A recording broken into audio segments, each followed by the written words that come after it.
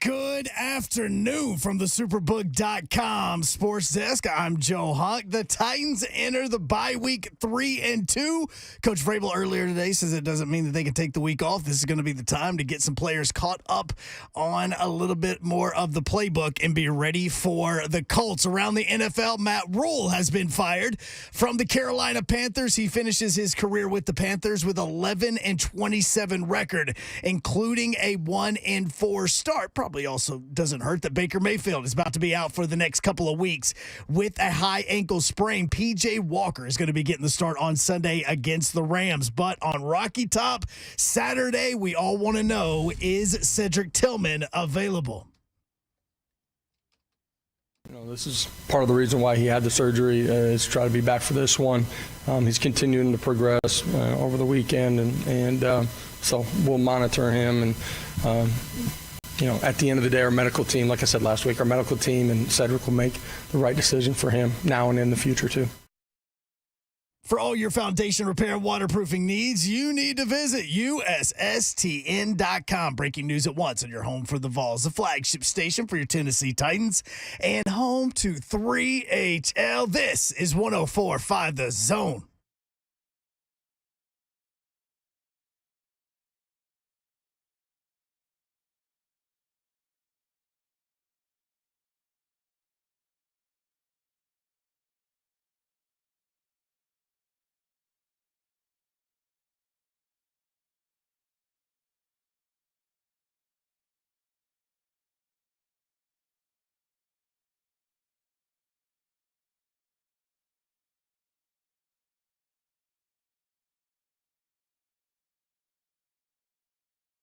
Yo, what up, Nashville? 3HL is on the air. Barely. Oh, we are on. Who's on? I don't know. We're celebrating all that winning that happened over the weekend. My goodness. Hey, what's up, Nashville? Brent Doherty with you. Beautiful day in the Music City. I've got Don Davenport next to me. That's Buck. That's Buck. Twitch, please. Twitch, please. So here's what happened with Don Davenport. Oh, my gosh.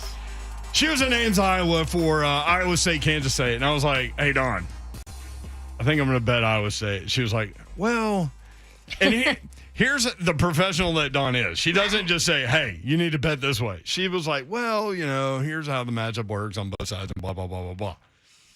So then I bet Kansas State, and they won by 1 point. Good thing you did. By the way, that closed. Like, how does Vegas know? Okay, my game closed at 1.5. 1.5. And Kansas State wins by 1. It's ridiculous. It is unbelievable. Vegas is so dangerous. You know what else is unbelievable? What? That Tennessee was just a 2.5 point favorite. You want to take just stolen money? Bet the Vols in that game, baby, because that's what I did. My biggest bet of the weekend was Tennessee at LSU. Screw them. Right, Ron Slay? You better believe it, baby. Yeah. This kind got no rules.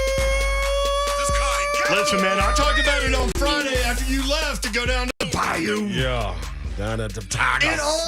We can talk about, can Henson Hooker do this, and can the LSU move the ball and wide receivers against. Ultimately, it came down to this, and I said this in the 5 o'clock hour on Friday. What'd you say, Yor? Can LSU score 30? Yeah. That's what it comes down to with Tennessee. Can LSU score 30? The answer was no. Bet Tennessee minus 2.5. Hey, man. Easy. Take them in the first quarter. Take them in the first half. I know. You went all over the joint with it. Everywhere. Like, dog, it's like you could just hey, man. What, Babsy? What's up? They did. What up? Because I don't really know what. I don't know what you're going to go today. I don't really know what I need to say. I don't even see any Mike the Tiger tooth around your neck like you were promising. It's on ice. So it's on ice. I brought a little bit of this gum back with me. Wait, hangover? Yeah, brought a little bit of this gum back. So I got to get them to cut the gum. I got to take it to a dentist and let them cut the gum off of it. You know what I mean? And then. Welcome back, Babsy. Yeah. It's real out here, Babs. No, they did to LSU what I thought that they would do to Florida. Remember when we were talking the Florida game? Too. Yeah, and I thought, they're going to absolutely roll Florida. Yeah. Well, they were up 17 with 5 minutes to go. Yep. in the Florida game and let him come back in. They didn't do that to LSU. They squeezed the life out. They put the pillow over Mike the Tiger's face and just didn't let him up. Yeah. So graphic. And that was it. Well, I mean, that's what it takes. Can Alabama score 30 on Tennessee? Yes. The answer is yes. So if Bryce Young doesn't play, the answer is no. He doesn't play. It's about to be laughable. He's going to play. There's no way Not Bryce Young 30. doesn't play in this game. Not 30 if Bryce Young don't play. What did Nick Saban Gibbs say is a fool, though. about Bryce Young? Anything? Bryce is getting reevaluated today. I don't really know much. I hadn't talked to Doc, since he did that. Liar. Hopefully, we're going to try to get him ready to play this week. But this is something that nobody can predict. How quickly this is going to give him an opportunity to be able to go out and do what he needs to do. And we'll see as the week progresses. But I don't have an update much more than that. Man, I tell you what, Saban, we ain't buying that. Don't come trying to sell that calm voice. We the underdog. We gonna go up there and fight, I playing a haven't good talked team. to the doctor. Yeah, all right. All right. Me either.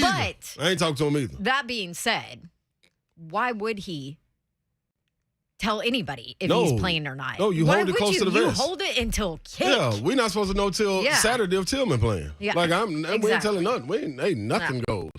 Hey, we ain't saying anything. This is All this right. is war. By the You way, hold all your cards in Tillman's This is war, Peacock. war. Oh yeah, Young is playing. Cedric Tillman's Like, playing. Bryce Young's playing. Yeah. Let's just end all this right now.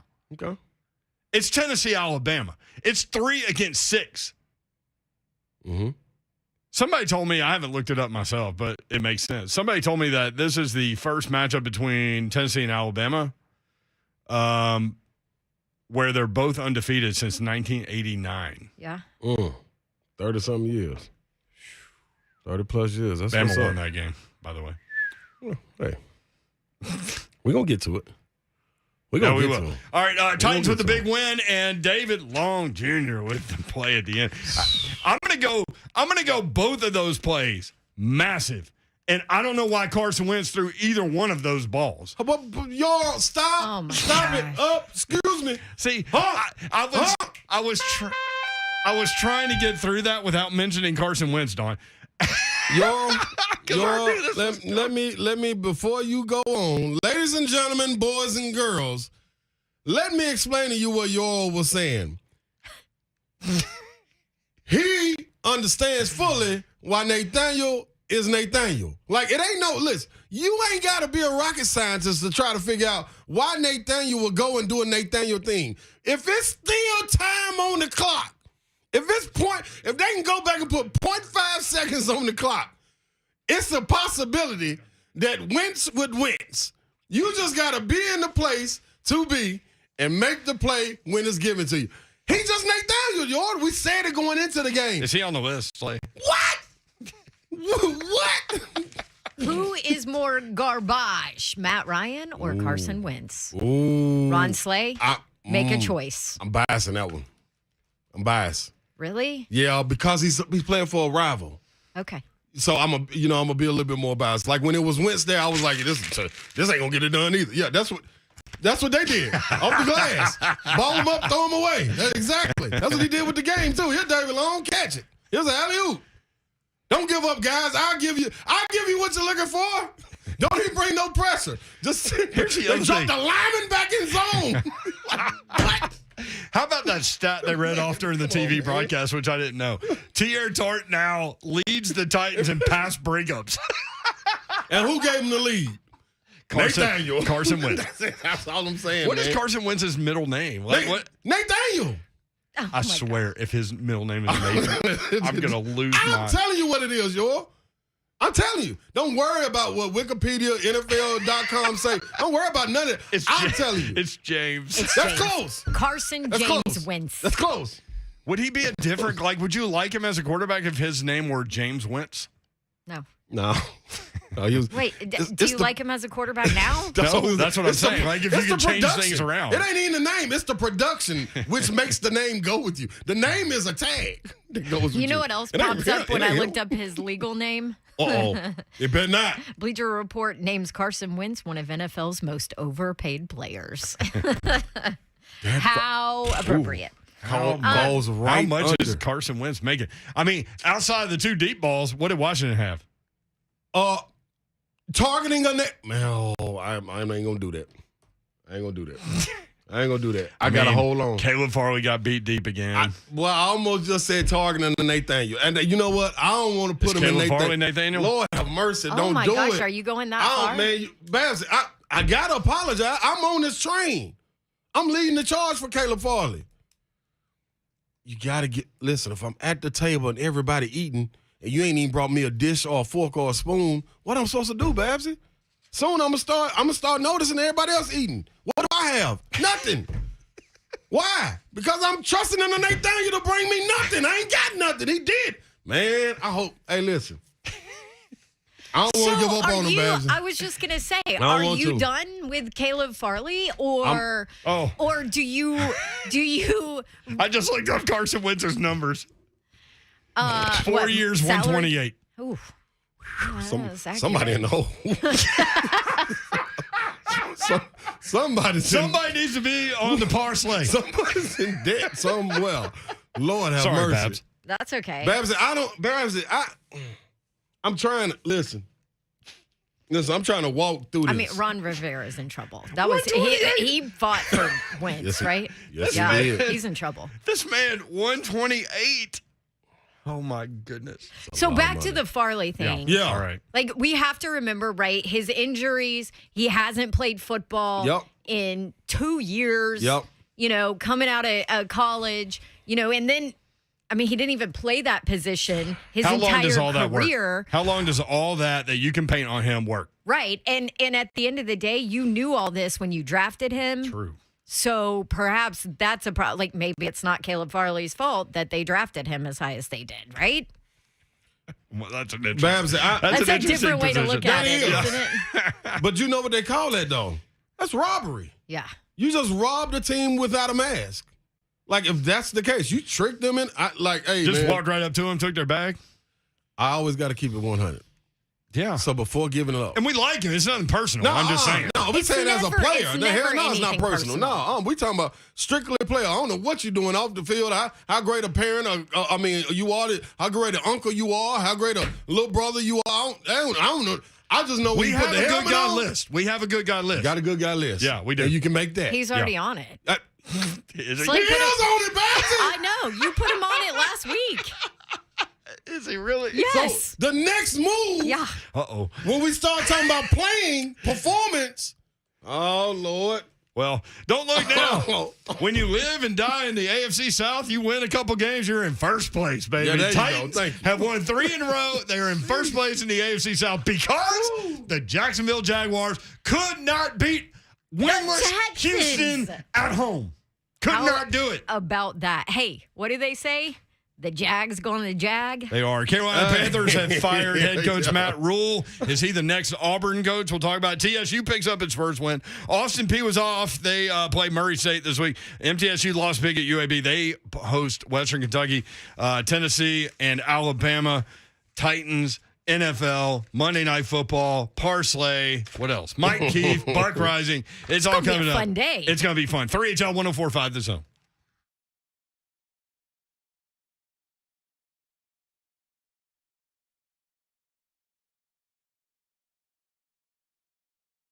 Let's go, man. It's Monday. You know where you got to get to. Smoked Out Mondays, 6 to 10 p.m. Let me give you an address. If you still lingering along from homecomings and Vanderbilt games against Ole Miss, you still got some Ole Miss people up here. You looking for some wings? Still like out wings. That's where you need to go. 3961 Plaza Mariachi, 123 Ewing Drive. Those are the locations. And at the Plaza Mariachi spot, 3961 Strike Out Wings, 3961 Noblesville Pike. It will be going down, man. Get in there, get you some good wings, get a good atmosphere. You got music, a DJ playing. You got the games on at least 25 screens. I may be overselling it, but it's no less than 22. So, somewhere in there. But you get on out there, man. Get you something good. Homer Sweet and Sassy. Lemon pepper drizzle on it. Mix that with it. That's the Ron Slay with Cajun ranch fries with the cheese melted on top. Do you hear me? Kool-Aid to wash it down with. Or get you some water. Or better yet, get you some nice libations. Only at Still Like Out Wings.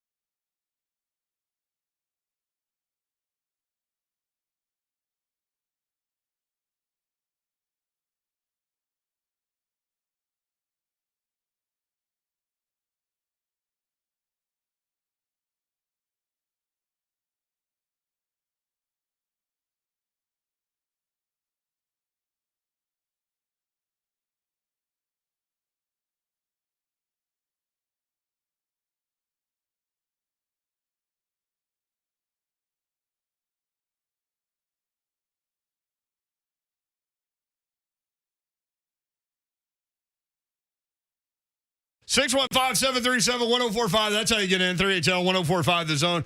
Tennessee Titans with the win. They are in first place. They won 3 games in a row. I know you don't know how. I don't either. I'm sitting there watching Washington and talking to my brother-in-law, Blake Rayburn, who was in the room. I'm like, you just watch. We were talking in the fourth quarter. I'm like, watch. The Titans are going to kick a field goal, and then Washington's going to go down and score a touchdown. This thing's going to overtime. That didn't happen. Nope. So then when Washington started to drive, I was like, oh, my gosh. They're either going to win or lose right here. And, I mean, Carson Wentz could not have Carson Wentzed any better. Here's the thing about that last pass, y'all. If he would have completed that pass, short of the goal line, clock runs out. He got would that have been a better way to win? No. Interception. Interception. No, take it out of the how those officials did all day Sunday. Yeah. Take it out of the officials' hands. Lord have mercy. They need help.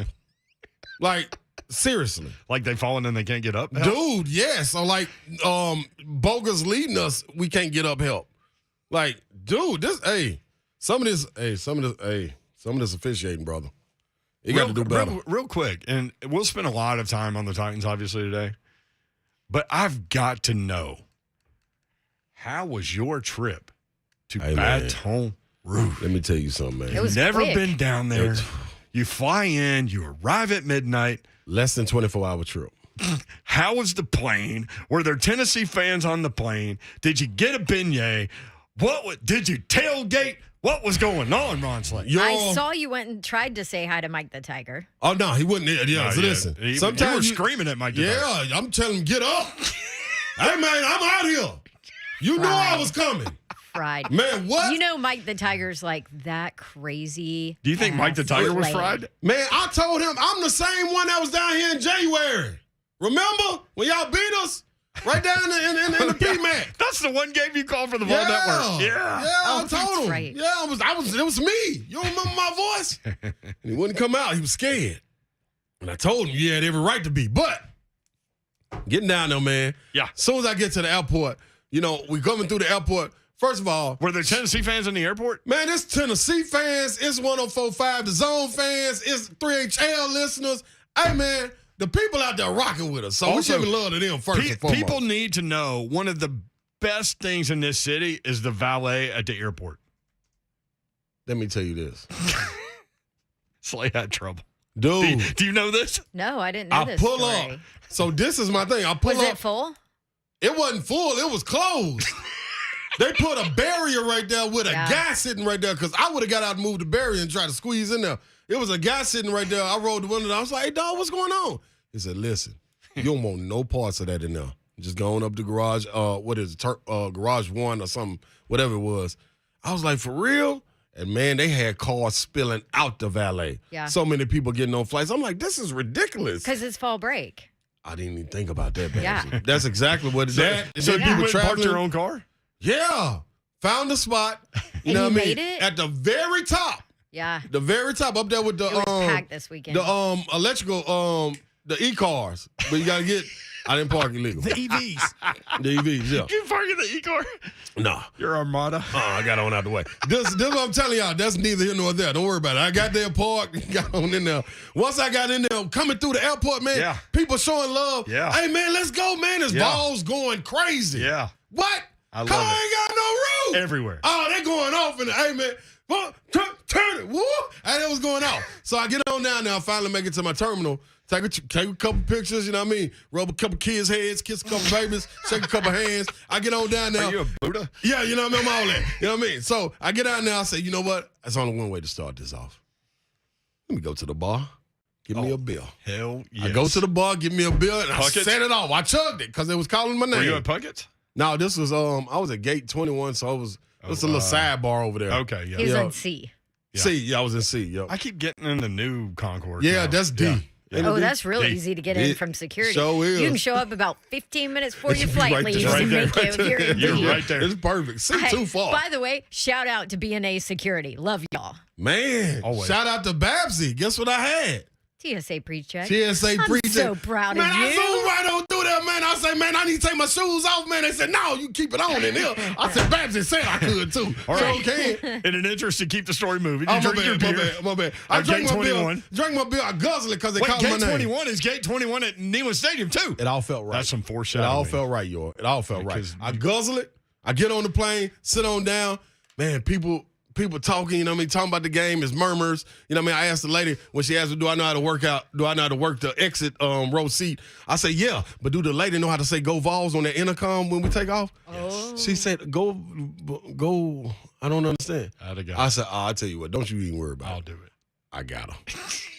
So I go tell the lady go up there and say go Vols. I say, yeah. I said, I wish you would have let me have that little intercom. She said, now you got to be buckled up. I said, cool, I'm going to go sit down. Get on down there, get my connection flight to Dallas. I'm starving, Babs. Ain't no food, everything That wasn't closed. even a direct flight. No, I had to go to Dallas. I didn't get there at 12:45. What? What? You were on the air at I mean, 8 midnight, a.m. 11:45, yeah. Oh, 11:45. 11:45, Yeah. connecting, get to Dallas connect to Baton Rouge, get in there. Man, Will pick me up. He out there waiting in the car. Get out there in the car, say, Will, take me get something to eat. I get something to eat, get Canes, go to the hotel. It's flooded in there. I see a little LSU fan in there. I say, hey, boy, y'all in trouble. He said, no, we ain't. I said, we'll see in the morning. So I get my card. I go on up to my room, lay on down. I can't go to sleep till about 3, Babs. Oh, geez. I'm feeling it. Yep. I got to be up at 6:15. Got to be at the place at 7. So do you set, I set 7 alarms. Yeah, do you, so do I. Do you set a bunch of alarms to get you up at 6:15? I didn't need it for this. What? I usually do. I ain't need it for this. You didn't set an alarm? I set my alarm, but I didn't need it for it, though. You know what I mean? I beat it up. You were ready. Yeah, so I got it. Did you sleep in your game day clothes? No, I almost did. It's just Shoes get and too all. hot for me. But, hey, I get that to the game, man, and as soon as we get there, it is orange everywhere. This It is at sounded like a home game. 7:15 in the morning, Babs. When things happened during the game, you heard the Tennessee reaction. Yes. You didn't hear the LSU It reaction. was amazing. The tailgate didn't open till 8. They got 2 cash bars and serving food. Get in there, 450 people in there. Wow. They got All sitting Tennessee right by the fans? all Tennessee. It was a UT At alumni walk-ons tailgate. for the Tennessee thing. Yes. Yeah. Man, they got the big stage. They got the DJ. They got us posted by the bar. I said, what time y'all start serving Bill? She said, 8 o'clock. It's 7:45. I said, I need one now. I got to get started. I ain't eat 8 yet. I ain't taking my own advice. Didn't go You to didn't Waffle hit House. Waffle I couldn't do it, House? Babsy. The story will be continued. Anyway, I Did started you it ever off. get a beignet while you were there? Well, let's get into it in the 5 o'clock hour. Slay dog. I'm just telling you, because I got the fighting and everything. How does one man have so many stories for a 22-hour trip? Slay, It was listen, cold-blooded, man. Listen, Slay texted me and goes, hey, Yoro, I almost got in a fight in the second quarter. I'll tell you about it later. Hey, dog. Hey, man. Babsy. All I'm saying That was is, more than an eye roll. She rolled her whole head. she felt it. I'm telling you. Guess what, though? Shout out to the listeners, man. Hey, we had people coming up to us from Texas. These are people that drove, not coming from Tennessee that originated in Texas. People that live in Texas coming to the game in Baton Rouge, listening to the station. Ooh, I love it. Texas, Florida, Georgia, everywhere. I'm talking about not coming. They there for the alumni tailgate, Yep. but they there listening to the station. Hey, man, they messing with us, y'all. I'm telling you, hey. I'm We got telling- more. I got more of the story, man. Slay actually called me during the game, and I could really hear you, actually. Because I was in the LSU section. That's why. They were quiet. I told Kelly, Kelly's like, who are you on the phone with? I'm like, Slay. He's at the game, but I can hear everything he's saying. It's Who unbelievable. the hell put you in the LSU section? I don't know, but I thanked them because I loved it. People were so nice. So nice, Babsy. Really? Babsy, they ain't had no choice from the opening jump, from the kickoff. They fumbled the opening kickoff. As soon as it happened, Babsy, guess what they all said? Oh, they're going to kick out. Beep. I'm like, hey, you know what, They're man? like, here we Y'all- go. I said, you know what, y'all? I Y'all know a that good second feeling. half team. Don't even worry about the first half. And guess what, y'all? Listen to you. We ain't worried about stopping y'all. So y'all can score. Y'all can't stop us, though. But we'll see how it goes. And, hey, man, second half came. I had people buying me bills. I'll continue the story. I got to tell you about the tailgating, too, that I had to cut man. through. I had a mile walk to the stadium. I mean, we've got 3 hours. Yeah, I'll be 615-737-1045 is the number. At 3HL1045 on Twitter.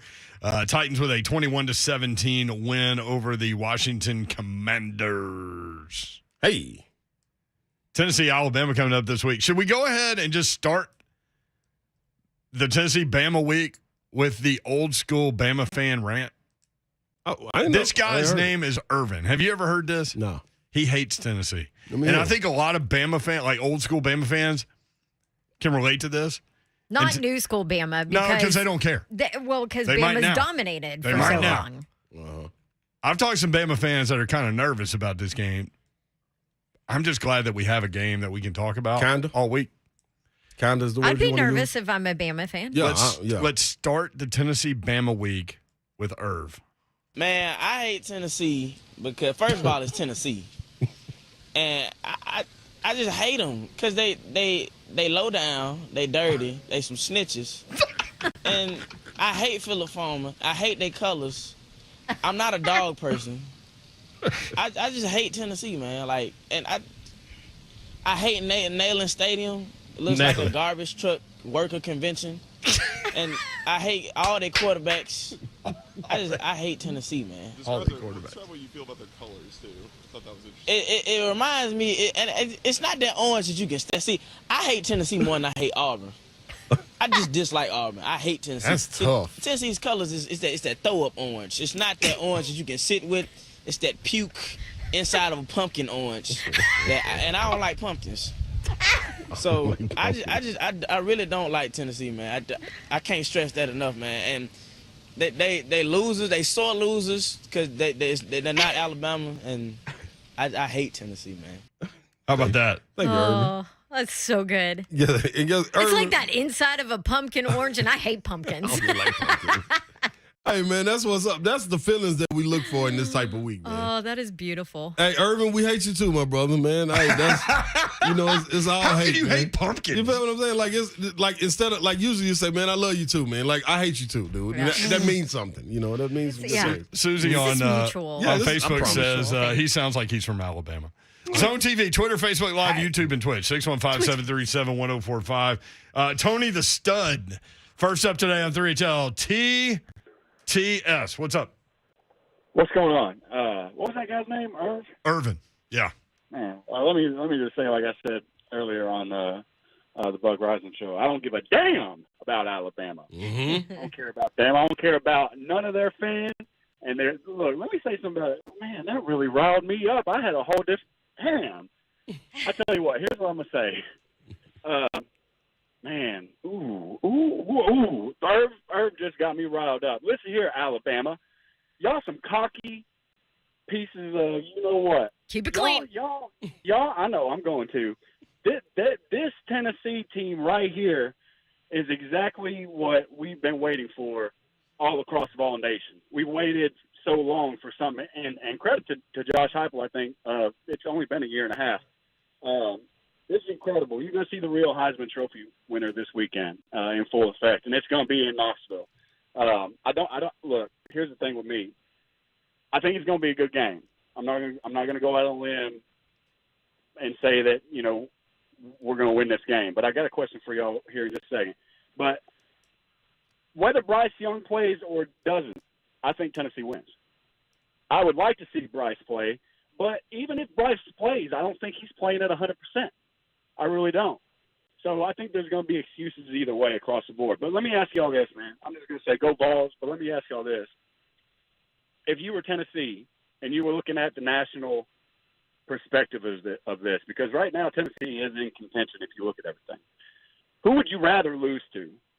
Would you rather, if you were going to lose a game, would you rather lose to Alabama or would you rather lose to Georgia? And before you say that, I'd say I would rather lose to Alabama if I was going to lose one of those two games and beat Georgia to have an opportunity to run out the SECs and come back.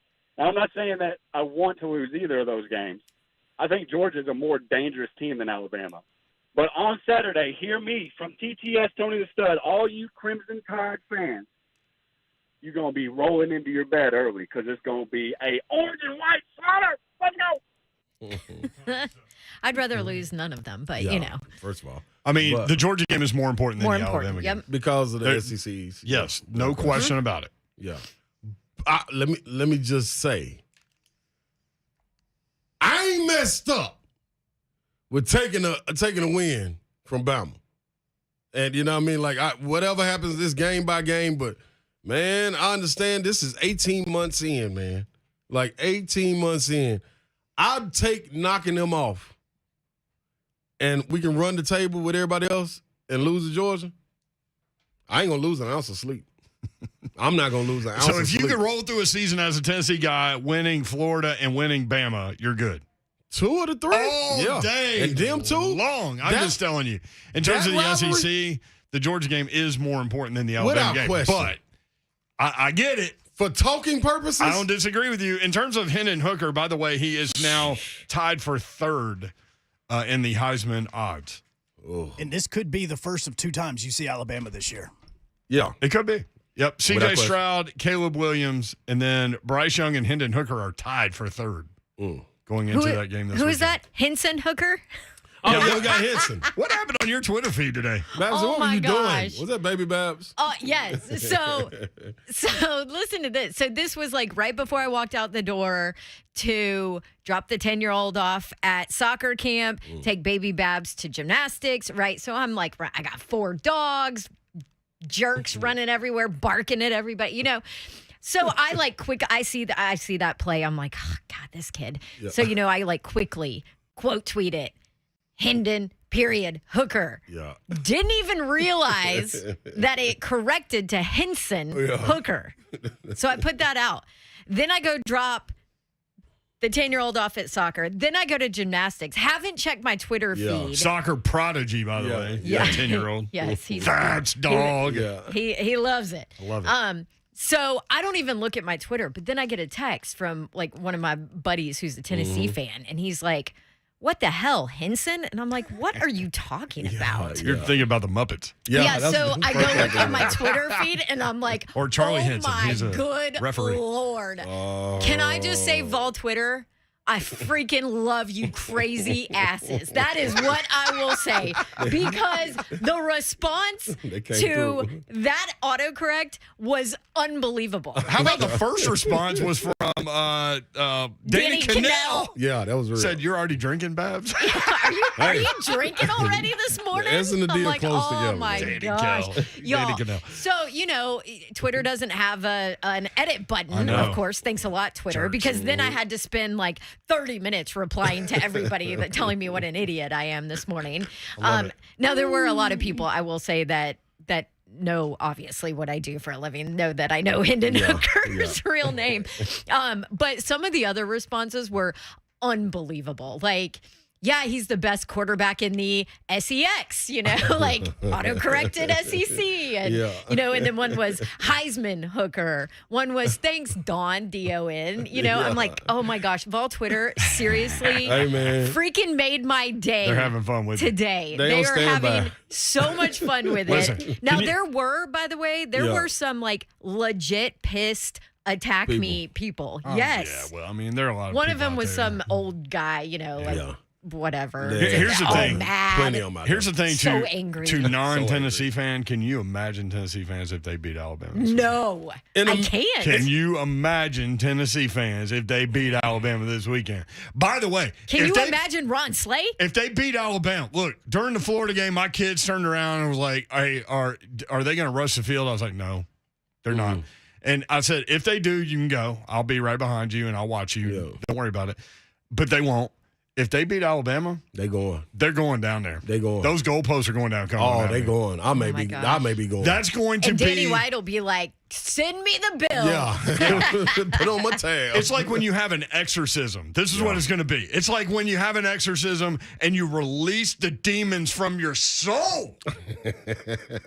That's what would happen. Preach it, Brother Brent. We'll be right back. Phone lines are loaded. Kirk will lead us off 615-737-1045.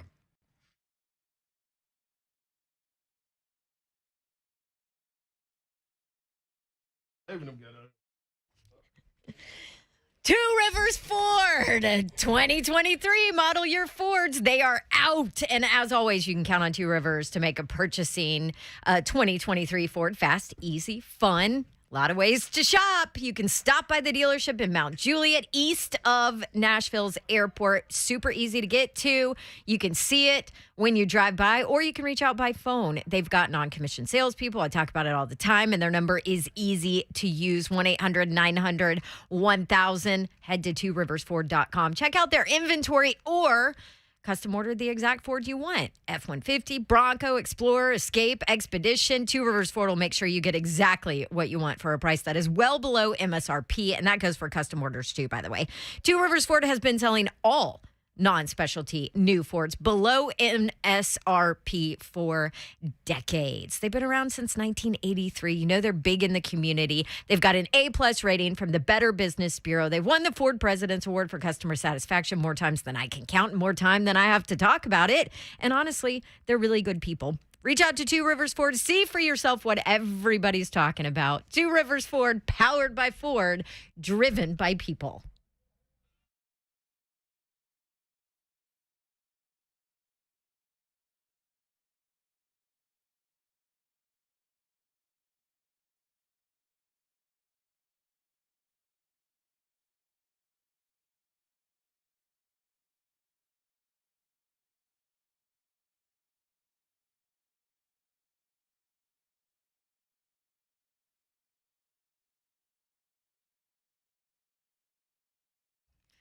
Woo! That music, man, makes me want to go organize my garage and put everything in my beautiful organizing system that Artisan Custom Closets came and did for me in my garage. Guess what? They can do the same for you.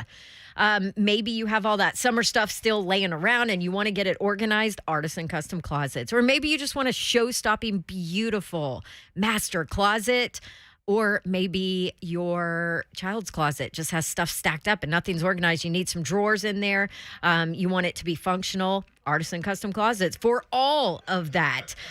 Make sure that you go visit them at artisancustomclosets.com and say goodbye to clutter. Get a free in-home consultation today. I mentioned my garage. They do closets, obviously, but they also do pantries, laundry rooms, mud rooms, and home offices. And they can do it from scratch for you and make it beautiful, organized, functional. And they can do it within your budget. ArtisanCustomClosets.com. By the way, tell them Dawn sent you 10% off whatever your project is. Perfect for the upcoming holidays, guys. Don't forget to ask about their financing, too. Here's your phone number for Artisan, 615-800-2199. That's 800-2199. 10% off if you tell them you heard about them from Dawn. Say goodbye to clutter. Get your free in-home consultation today. ArtisanCustomClosets.com.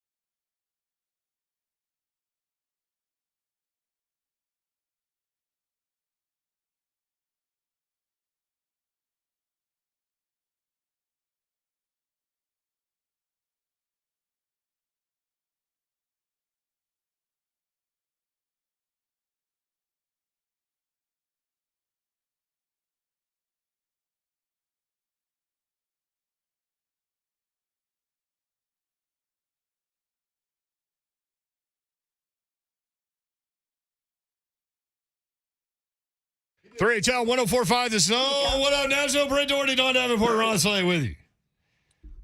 I don't like this light that's on me on this Zone TV feed thing. By the way, I'm doing it, Babs. Gosh. She's feisty. Turn it off. I'm feisty. Hey, I got to chat with Vol Twitter all day this morning. Yes. So, you know. They got Babsy ready for us. We out there. They are. I noticed Joe Hunk is not wearing the Auburn hat today. He's wearing the Tennessee hat. Oh, no, I've strategized. I have Tennessee stuff for all week. So don't shake your head. Listen. We have mutual interests. We have mutual hate. I'm with y'all. Auburn and Tennessee. Oh, we're all one big family Yes. today. Listen, That's right. We're all one everybody big wants to family go this down, week. baby. Everybody Actually, want to you go can down. probably Wait. grab every fan base in the SEC. So is college football fan that's not Alabama fan all united this week rooting for Tennessee? Yes. Yes. Is that true? I believe so. 100%. Even people that hate the Vols? I believe so. I think so. Half the nation was I believe screaming. so. It was screaming "Gig 'em" Saturday night, I just because they believe so. wanted that horrible no. quarterback to try to beat Alabama. I wanted Alabama to win that game. I believe Well, so. yeah, man. because you wanted this week. Well, I just thought, like, if Alabama loses this one, there's no way they're losing 2 in a row, right? Oh, that's true. Oh, yeah. When's the last time they've lost 2 in a row? Decade? Yeah, I mean, hey. Yeah. When's Tennessee look like this? I mean, I turned to my wife. Decade? I'm like, no, 2? more. More, yeah. I said, I'll go past the 2005 team that played for an SEC championship. Or is that 2004? 2004, because Fulmer got fired in 2005. I'll go to 2001. Yep. I'll go to 2001. That's 01. 21 years. SEC championship team then, too. Here's the crazy lost. thing. Imagine if Tennessee had a really good defense. Which They're they top eventually. 5. Listen, they're number 5 in scoring defense in the SEC. I know, Yeah. but let's talk about this though. When you look at Tennessee, Let's talk about. offenses that face Tennessee Can't play that. have to score. Right. Yeah. Like you have to score if you're facing Tennessee because you know what that offense is about to come out there. We and do. were talking about that during the break. So, like, Brian Kelly and like Florida made the same decisions. Like, people are going for 4th downs. They're turning down field goals because they feel That's the amazing. pressure that they have to score touchdowns. They're forcing throws. Yep. They're doing things that maybe you wouldn't necessarily do because you know you have to score to keep up. That is amazing. When you get the ball, at some point, once you reach the 40, and you're thinking, all right, man, if I can get a 1st down after this right here, I know we can walk away from this from points. They feel threatened where they can't even get out there down punting. They don't feel comfortable kicking a field goal no more. I know. They don't even think that's enough, dude. Like, that's amazing when you're that high-powered. Even when Tennessee, like in the Pittsburgh game, wasn't rolling, it was still pressure on, like, dude, whenever they do get rolling, like, we got to be up by at least 2 or 3 touchdowns because they're going to score. Man, hey, boy, that is, as bad as that defense is, in a sense, that is the defense. Mark Knoxville says, You know played for what I mean? SEC title in 07, Fulmer fired in 08. See, it's amazing what you forget during the That was Ramon. That's what I said. I said Ramon year. yeah, during the Vol battered syndrome Yep. thing. Battered Vol syndrome is Yeah, a real BVS. thing. BVS. It's It's a real thing. disappearing. It makes you forget about things. Guess There's an SEC who's shorts taking about it over this week. Yes, there is. Guess who's taking over? Who? Oklahoma. Oh, my gosh. Brent Venables, baby. Yikes. Brent Venables may not make it through 1 year. They messed Dude, my Paul Slade when up, you're too. a defensive head coach too, That's what. and 49. you give up nothing? 49, Wait, yikes. I've got some notes on that game. Oh, I bet you do. Dude. Texas blasted Oklahoma 49-0. This is what I wrote down. That was Texas's largest margin of victory ever against Oklahoma. That was Texas's first shutout win versus Oklahoma since 1965. Shutout. Oklahoma had not been shut out as a team since 1998. 311 consecutive games without being shut out.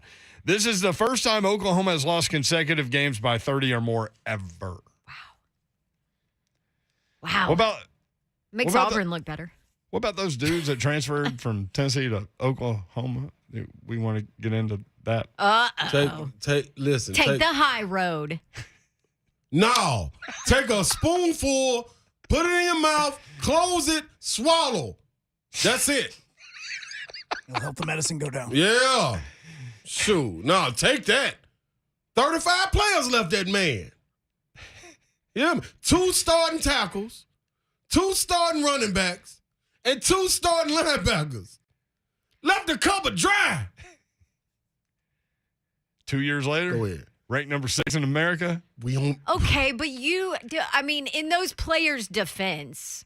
So it's going to be hard for me to understand this, Babs. Okay. Reason being, I went through that situation. Grass is I always know, greener. but it was a very different time when you went through that situation. We were rolling. We went 4 NCAA tournaments, 2 SEC championships.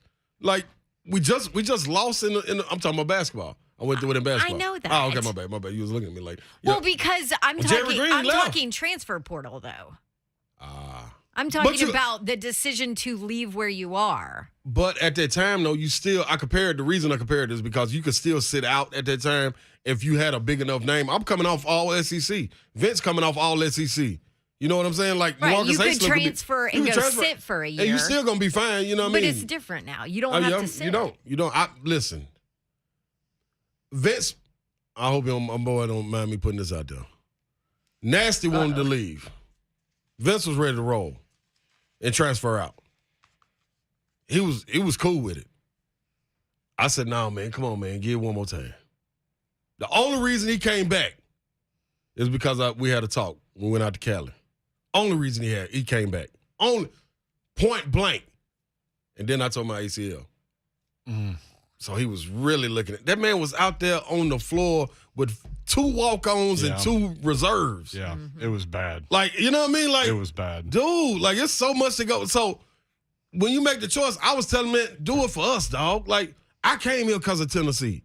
You came here because of Tennessee. Like, you always quote his quote that he put out there. Like, I want to be a part of the Giant being awoke. Yep. You know what I'm saying? So do it for something separate. Not for the Jordan logo that you on Oklahoma for, or the Twitter that your partner saying come down there for. What about where you are? What about when school is over? You feel what I'm saying? Where you from here? It'll be different if he was from Indiana and he was finna transfer out and go to Indiana. Hey, I totally understand. Y'all from here. You know what I mean? Eric Gray, you from here. Key Lawrence, you from here. Like the big tackle, you from here. Like, I ain't with it. So that's what I'm saying. I do understand what you're saying, though. Yeah. But I can't understand why they do it. That's all. Without hearing. Because you still got all the way to the spring practice to get out of there. Yes. Just hear them out. That's all I'm saying. They ain't even hear them out. As soon as it was made, it was, oh, man, we out of here. We don't even know what Danny White finna hire. That man went in there and talked for an hour and a half to them students. Yeah, he did. Not the coach, the AD. Went and talked an hour and a half. Man, what do y'all want? He said the meetings take 30 minutes usually. He stayed in there for an hour and a half. What do y'all want? What do y'all need? I'm all ears. Yeah. Just saying. You just got to hear it out. I love that. I wish every kid had that love for their school. Well, their state. Their state. I wish think everybody had that. I think generationally, people are right. just looking for the thing that makes them the most happy in the moment. Right. But that's always my fine. gripe. That's fine. That's always my gripe. More so than that, take it a step further, it's about the kids that leave the state. That really, like, you're not the Nico. You're not the Arch Mannings. Like, you're not them. What do you do if you don't make it and you leave the state and got an opportunity to go play for your state school? What do you do? What are you setting up for? You feel what I'm saying? Yeah. What about if you go up there and have a you're good... looking way ahead. But you have to. But that's kids, what I'm saying. Kids don't do that. I know, that's why I said that's my But I was talking to a kid one day, this is a long time ago, and he went out to a Pac-12 school, and I'm like, what are you going to do after school and after football and all that stuff? And he's like, probably move back to Nashville. I'm like, then why not go to a school around here? In Tennessee. Like, I ain't even saying it. So you have an alumni base to Yes, support. life is about relationships. Yep. And so you walk in the door and you're like, I went to Vanderbilt, I went to Tennessee, I went to MTSU. Went to Memphis. Like, anywhere. And then it's a conversation starter. I went to Utah. Okay. Yeah. Well, you need to be no going disrespect, to Utah. Kevin Dice. Yeah, my bad. But that's the thing, though. But he also played with the Titans. So that's different. Exactly. So he's different. He's Exactly. different. Exactly. Yeah. But you got to be able, and it's not even just about you. What about your uncle that may need a job? You know what I'm saying? You put yourself in different See, that's situations. a whole different level. But that's All right. what you better be thinking. We need to take a break. We did not get to the I'm phone saying. calls. Our bad. That is our That's my bad. bad. But we Our had bad. some Are you things recruiting we need for to Tennessee flesh right out. now? No, I'm recruiting for the state. Yes, you are. TSU picks up their first win of the season this weekend, by the way. When we come back, more of your phone calls. 615-737-1045. Yes.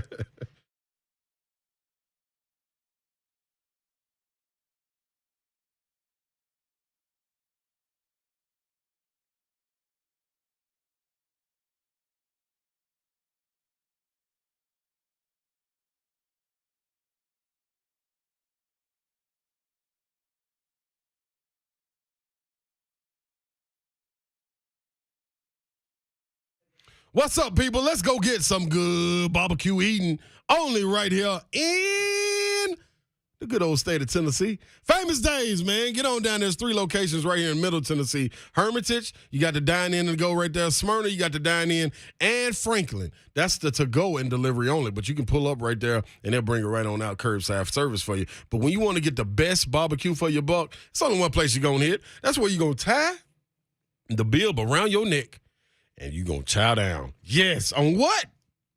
You may be asking. Well, they always got the good burgers in there. But mine, the Feast for 2. That's a big Slay favorite, man. The Feast for 2 is really for 2 people, but I make it 1. Anyway, you can go in there and get the smoked sandwiches, man, the southern rib tips. That's good. You can always get happy hour specials. You can always go in there for the fried pickles, cheese curd, rib tips, and even more. Famous Dave's also does catering, man. So if you're thinking about catering an event, holla at them. Full service catering. That's where it is. Get to it. Famous Dave's.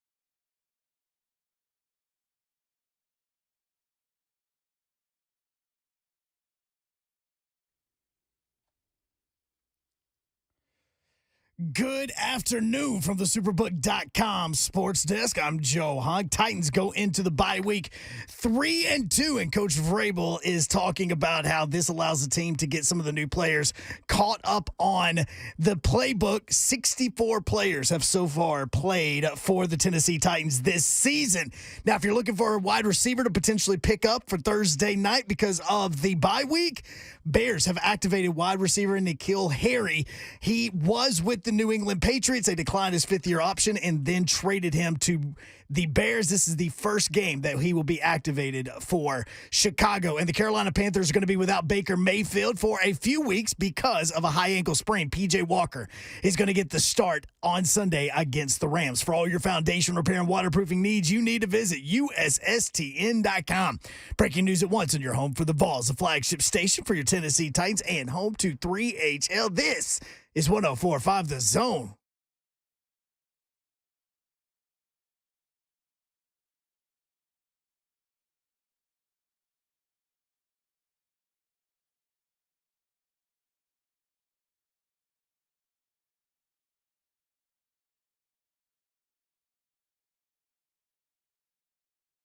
HL 104.5 The Zone. What up, Nashville? Brent Doherty with you. Beautiful day in the Music City. So beautiful that I took the doors and the top off that Jeep today. Nice. Right. Drove in the long way.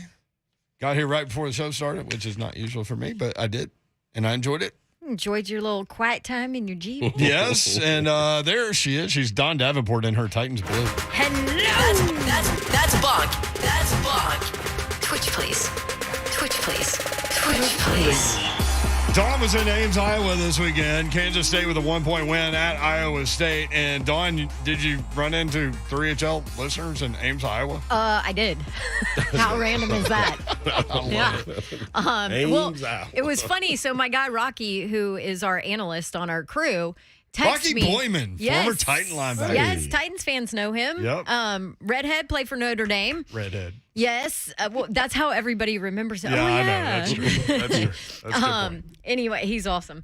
And does a really good job too, by the way. So he texts me. I'm already on the field. They're up in the booth. And he texts me. He's like, hey, there's a listener of your show that's here. I'm like, what are you talking about?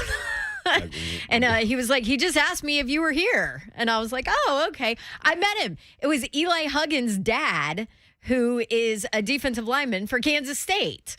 Listens to our show. So how good is he though? The Huggins kid. He's legit. Okay. Yeah. Like he is legit. Okay. Yeah. All right. Like 6'4", 280 when I watched their tape, because it was funny because his dad is not that big. Yeah. Yeah. And so it was funny because I was like, oh, awesome. Who's your son? And he was like, oh, it's Huggins, Eli. You thought he's going to be a both of his sons kicker play. or something. Yeah. Or, like, I don't know, back up something, right? Yeah. Who knows? And I was like, oh, he popped when I watched tape of him. He is legit. And he was like, yeah. So great to meet you. Yeah, that's all right. And, Love it. And Eli is good, man. 6'4", 280. There you go. Nice. Ron Slay survived less than 24 hours in Baton Rouge. Better know it. I love the orange shirt with the white collar with the orange hat backwards. I loved it. Like I was coming through right Oh, there. yeah. You were on point right there. I wish you could have seen my eyes up under those glasses. Trip. Eyes, boy, bloodshot. Boy, Slade texted us like, No what? sleep. Like 10 o'clock at night? Saturday night? Like, still fried. Man.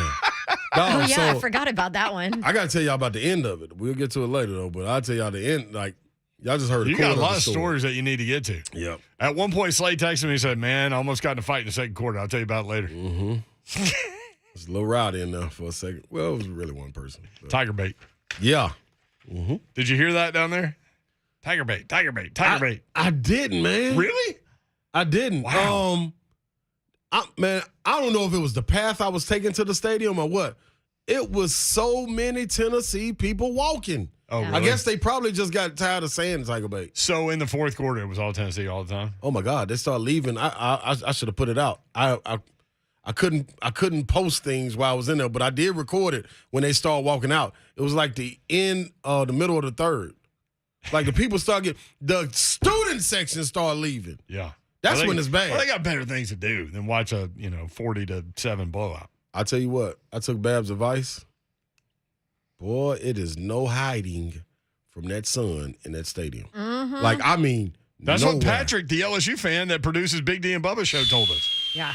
He's like, that's why Nowhere. LSU fans hate those 11 a.m. starts because the sun is beating down on your baseball hat. And you can't run. Man, I did my hat all kind of ways, tilted it. The Man, air's getting hot, the beer's getting flat. that's what, and that make you rush the Bills. Man, boy, I tell you about it. Yeah, No, I because you found think out you're- I was pregnant. Yeah, see? I was Wow. so sick So in I- that heat. Hey, it was serious. Oh, that's right. But no, that's like, you start just down in beers because you think you're hydrating. Yeah, and you're When not. You're not. And then that sun beating down on you. That's another thing that Slay texted us at one point. I really need water. That's when I started. Right after halftime, I got me 2 waters. These are the updates we get. Yes. 615-737-1045. All right, let's go. Jason in Nashville. Jason, what's up? Hey, man, thanks for taking my call. So, Yep. First of all, Brent, you need to haul out. This Jeep ain't got no. Hey, that's right. That Jeep ain't got no roof. I need to take a picture of that thing, man. Gupton Dodge. Man, that's awesome, man. Yep, thank you. So I wanted to hit on and see what y'all had to think about this. So, all the negative talk, I know you try to avoid it, but the main thing you keep hearing when it comes to Tennessee is, yeah, y'all beat Pittsburgh. That was a decent win. Mm-hmm. But Florida really wasn't that good. LSU really wasn't that good. So I think that this Alabama game is either going to shut them up or information to what they're saying. So I'm really hoping Tennessee comes out and really handles, Alabama just to shut that part up, because I think Alabama's going to show us who exactly Tennessee is. And then after that, they can't say, well, you didn't beat nobody no more. So I wanted to hear what y'all had to say about that. Go Vols. Y'all have a blessed day. Here's the thing, man. Thank you. I don't think losing to Alabama, if that's what happens, defines you. This is everybody always wants to go look in the rear view. Look, all Tennessee can do is play the teams that are on the schedule, right? They've beaten 3 teams that were ranked in the top 25 when they played them. Right. Part of the reason why those teams are not in the top 25 is because they lost to It's Tennessee. because they played them. Yeah, you're right. LSU was an extra point away against Florida State from being undefeated potentially and being close to the top 10 when Tennessee played them. Yep. Like, I was talking to an LSU fan texting me during the game. She was like, oh, LSU's not that good. And I'm like, don't start with me on that. That ain't right. Don't start with me on that. Y'all make an extra point against Florida State. Y'all are in the top 10, undefeated. Don't give me that. Y'all are looking bad because Tennessee. Don't take it away from Tennessee. That's my whole thing. They went down there and played well. They did. It's like Vanderbilt hung with Ole Miss. Great. Ole Miss, at some point, snapped their fingers and said, no, we ain't going to mess around here. Yeah. And then they put it on Vanderbilt. Is it because Vanderbilt's not any good? Well, maybe, but Vanderbilt is better. But Ole Miss they throttled them. That had more to do about Ole Miss than it did Vanderbilt. Like, I don't like going down that path. No, I think, man, Coach Barnes put it perfect. And I know other coaches have said this also, but I just remember this because I was at the game. People start chanting overrated when they beat Auburn in basketball. And he was waving the crowd to cut it out. And they asked him, why did he do that? He said, because you're taking away from what our team just did. That's not an overrated team. We were just better this day. Maybe they better the next day. That's a good point. You know what I I'm never saying? understood the overrated chant. Yeah. When you start chanting overrated, you're taking away from what these dudes are doing on the field against a good team. They're really a good team. It's just we got them. Like anything can happen any given day. You want to be. That's why coaches always say, we want to be the best team that day. Yeah. That's so it. if Tennessee beats Alabama, everybody would be like, well, Alabama's not that good. They almost That's lost a to Texas lie. A&M. They lost to Tennessee. But That's a lie. They're good. Don't give me that. They're finding a way to win. ESPN's football. Go ahead. No, I was just going to say, are they Like the if Auburn historic Alabama team? If No. Auburn would have upset Georgia, everybody would have been like, well, Georgia almost lost to Missouri. They didn't play well in that non-con game. Like, no. But Auburn didn't. Yeah, they lost by upset 32. Georgia. In fact, Nothing at the end of the first. In fact, Georgia covered a 30-point spread against Auburn. Yeah. Now, what 29 was you and a going to half, say, yep. Babs? In my bad. ESPN's Football Power Index, where they just take numbers and stats and all of that, gives Alabama a 69.8% chance to win over Tennessee. That is so dumb. Over 30.2%. If you do the math, I did the math for you, so you didn't Thank have you, to man. figure that out because I could never figure it out. Listen, I think we've got plenty of time to break this game down, but I think Jamar is like Alabama's running back will have to be dealt with. Yeah. And Tennessee's going to score on them. Yep. So like I'm when you look at the game, I think it's probably a single digit game, and turnovers will dictate stuff like that. Yep. I'm not ready to pick a winner. Are you? Yeah, but I can wait. But this is what I'm telling you. You really had to ask that. Hey man, you know I can wait. something that's gonna hurt my little heart though? Man. Who we gotta get a offensive line of the week to? Kentucky's up for it again. Yes, they are. 5 more sacks. May have been outdueled. The only time they played well up front this year was in the second half of the Florida game when they took what we said about them and used it in their locker room. Yeah. I don't know why they don't do it every week. Just listen to the show every week. Now they're playing on the speakers at practice. 615-737-1045, always the number. Mike Keith, voice of the Titans, going to jump in, and we'll talk about that Titans win in Washington, a huge win. They've won 3 in a row now. They sit atop the AFC South standings as they have the bye week and then the Colts coming up. So good place to be. Mike Keith next on 3HO.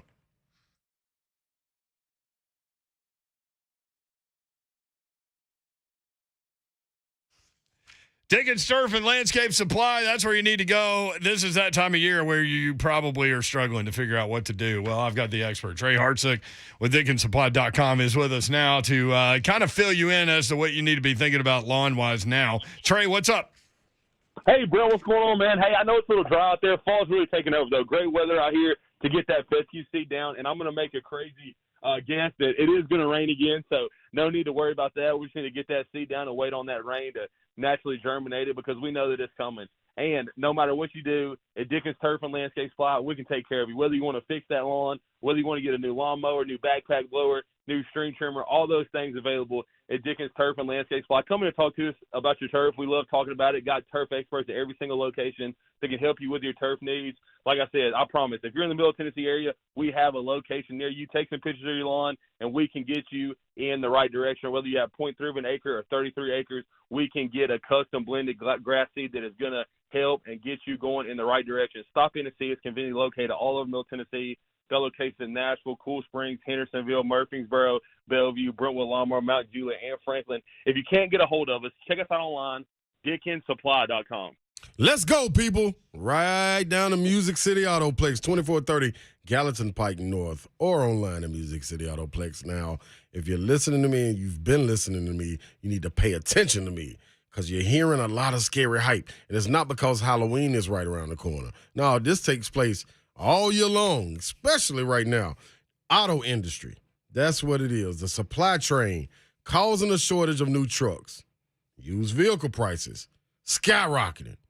People having trouble finding affordable cars.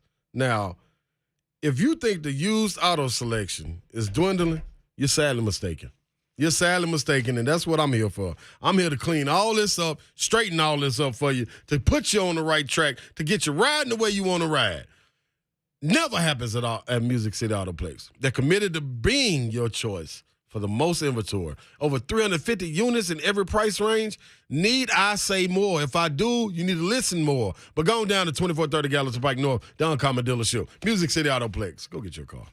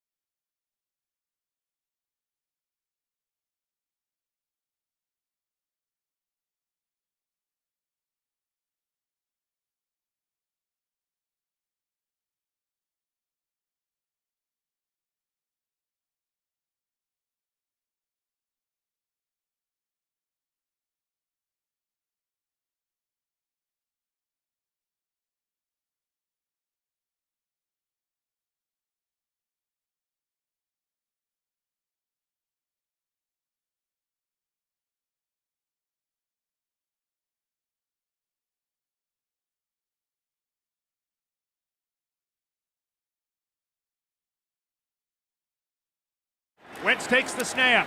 Looking, throwing, intercepted!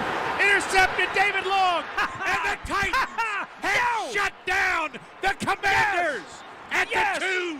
Yes! That is a hell yes! Coach Mack.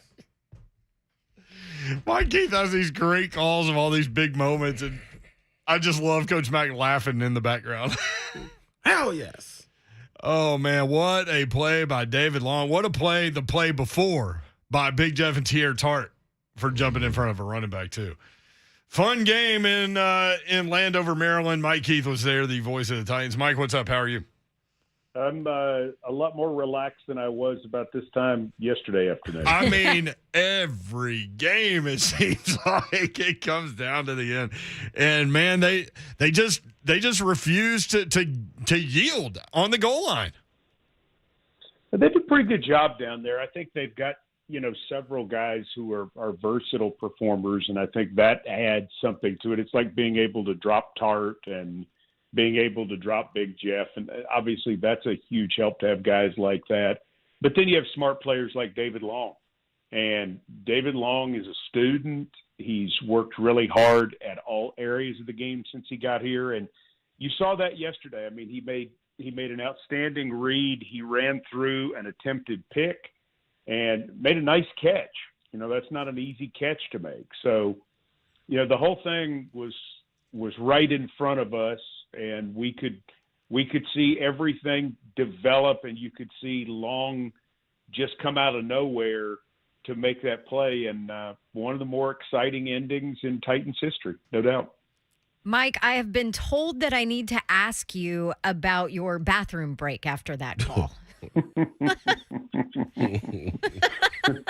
What a sinister laugh that was. On her part or my part? Both. I don't know. I'm weird. I'm dumbfounded right now. Game's over, and game's been over for several minutes.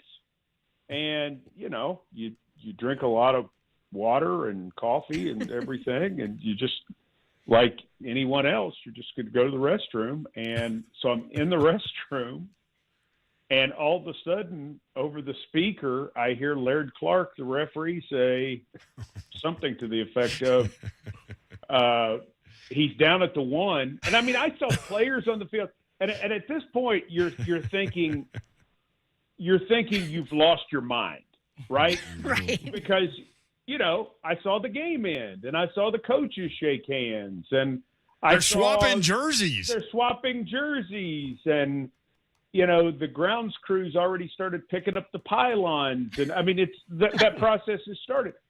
Never for 1 second did I think, don't leave the booth. Right. I mean, it was just, you leave the booth. It's okay.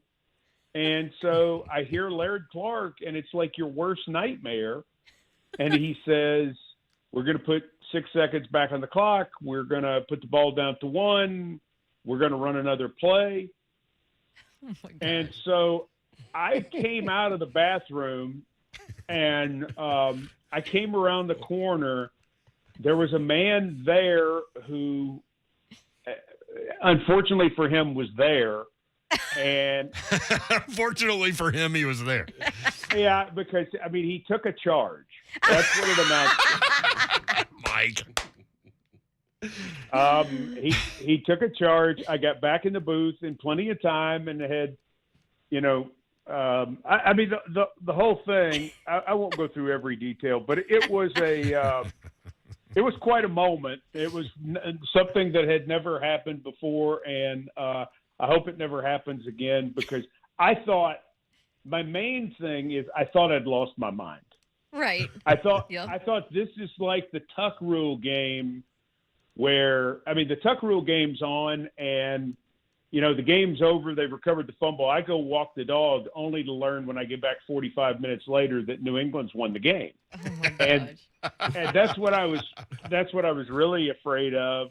My daughter is mad at me because I've admitted I was in the bathroom, and she thinks that's really embarrassing and that I'm oversharing. And I mean, it's what happened. I'm just lucky there was a speaker that you could hear that. Yeah. Yeah. Well, I mean, like we all doing this job, like we all tell people that are close to us, like we don't have time to like govern what we say. Like we're just going to say what we say, and it happened, right? Like so, you have the call, Joe Hunk. Here's the call on Titans Radio. Tannehill up the middle for 2 yards, and the game is over. Mike, gives me another chance to say that's a hell yes again. I can't say the Titans get it done again because they've already gotten it done again. Well, I was watching the officials going to talk to Rivera, and then they'll go over there and talk to Vrabel, so I knew something was up because the referee continued to stay on the field and talk to him, and you just explained what happened. You've never seen a man leave the restroom more quickly. And I feel bad to the guy out in the hall who took a charge. With that, we open up Titans Radio's locker room report. Yes, Derrick Henry style, right, Mike? I guess. I don't know. Yeah. I mean, Did you he truck was in that the guy? way. Did you truck him? I don't really know. I just know there was contact. I mean, I didn't stick around and look. I mean, I was not going to miss that play. Yeah. Right. Well, yeah, It that's was your not- job. it was That's why not you're the happening. VOTT. Yeah. It was not happening. And whatever went on with whomever that was, I sort of apologized. But, So back to David don't stand Long. around. David Long had that game-winning interception. He also almost had another interception in the flat Sure where did. he broke on the ball beautifully. 11 tackles, another pass defense. Like he sometimes people say, well, David Long's a see-ball, get-ball guy. Like he's Right. more than that now, and he certainly was yesterday. Well, and we're starting to see him. It feels like he's coming back to what he was doing last year when he got hurt. He was playing so well when he got hurt last year. And to see that, and we really expected that he and Zach Cunningham would be a dynamic duo. Mm-hmm. And because of injury, that's not really happened yet. But I still think that can happen. And I think that's one of the things that can help this team improve as we go forward with the last 12 games. And listen, they're going to have to get better if they're going to make some sort of move over the last 12 games because the division's not decided. I mean, there's nothing decided at all about the AFC South. We're a half game ahead of the Colts, a game ahead of the Jaguars, and a game and a half ahead of Houston. So, I mean, it's really going to be a 12-game season for this division. We've all just sort of gotten back to the same point, and we're about where everybody thought we would be. We thought maybe we'd be a little better than the Colts or right there with the Colts. We thought the Jaguars would be better, and I think that's clearly true. And we thought Houston would be maybe not as talented but annoying because of how they were going to play, and we're seeing that already. So, this is a ball club that's got a lot of improvement to make if they're going to take that next step.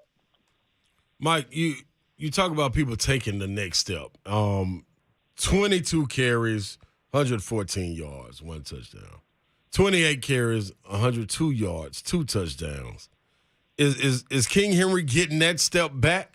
is that what we call that, taking the next step and being able to catch the ball out the backfield has really been incorporated in his game? That's special, man. That's special for a guy that talented to be able to go and do that, who's not really done that, not being a part of the offense that way. Is that the next step for him? The catch he made at the goal line, Ron. Yes. That's the best catch I've ever seen him make. Mm-hmm. And that's from a lot of work because, I mean, he does not naturally have good hands. Right. That's not how it sort of operates for him, but he's worked at it. Mm-hmm.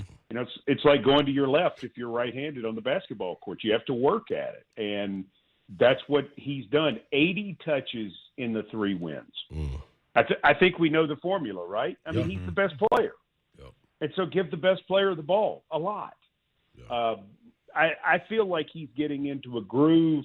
It was hard in the second half yesterday. I mean, it was really, really hard because they were keying on him in every situation.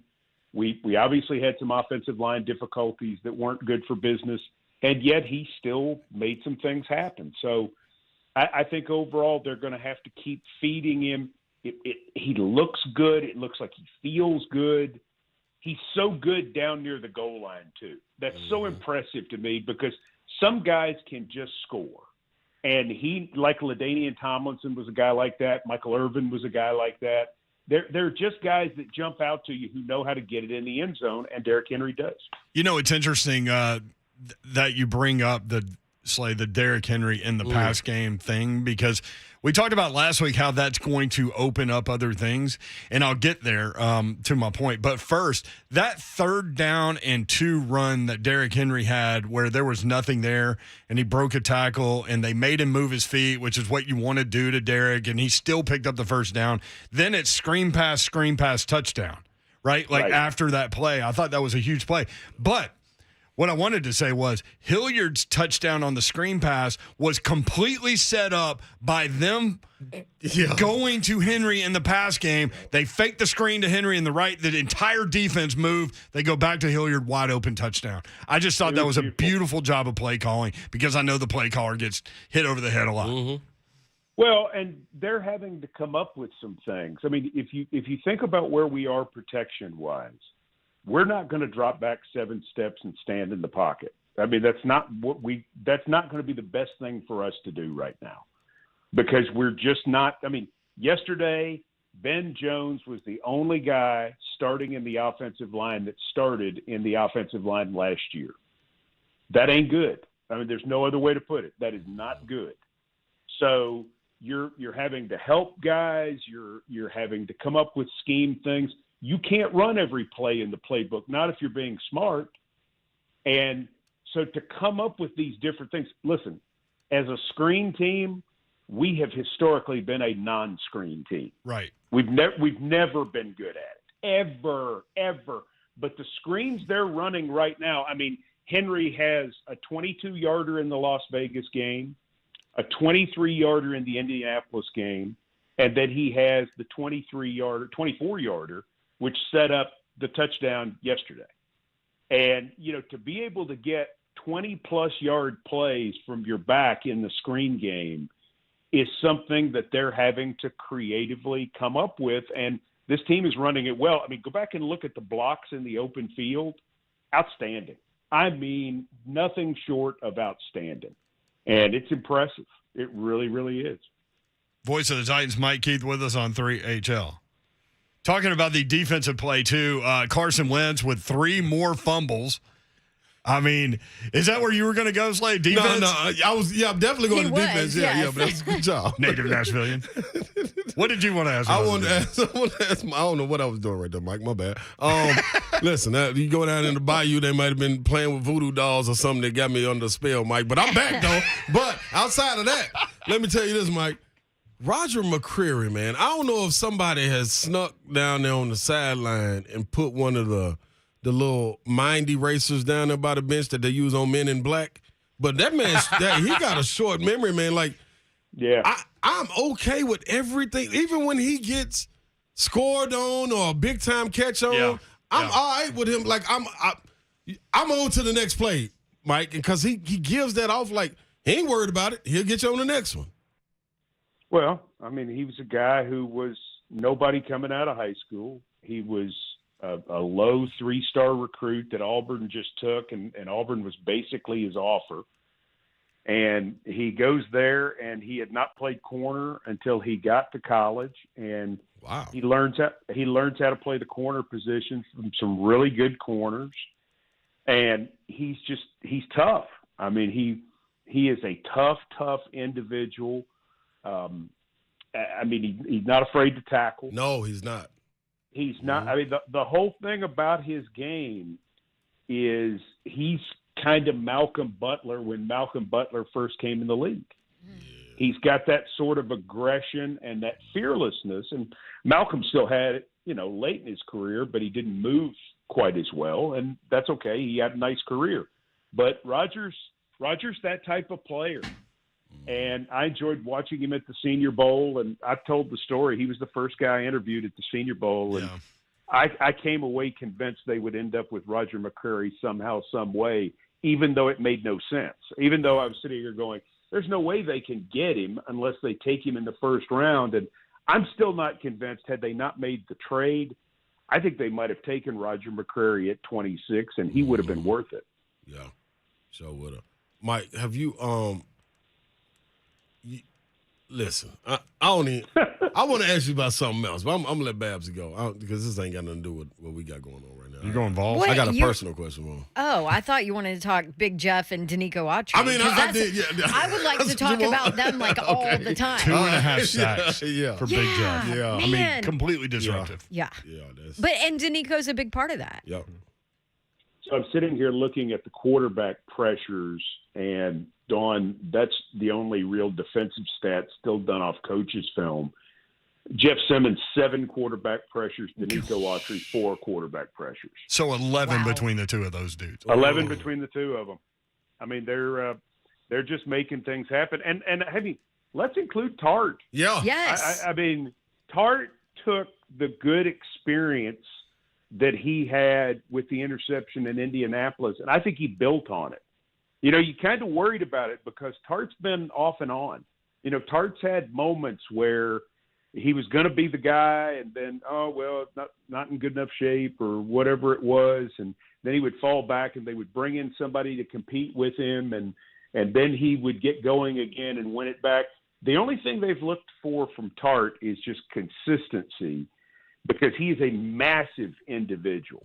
He is a massive human being, and he's a very good athlete to be a massive human being. And suddenly you put him with those two guys who are more, and Jeff's certainly big, and Danico's long, but they're more crafty than he is. He's just raw power. That's pretty good. And, you know, it's funny because Coach Mack and I were doing TV yesterday morning, and Big Jeff comes out and Danico comes out, and here comes Tart, and the Titans fans want Teair Tart's autograph. So he's signing autographs in pregame. We're thinking, how many times has he actually done that? Right. and yet here he goes. He goes and plays another good game, which tells you, you know, for some people, success is humility and confidence both. For some people, success sends you the other way. You get too cocky. I think it's really given him more confidence, and we're certainly hopeful he can keep it up.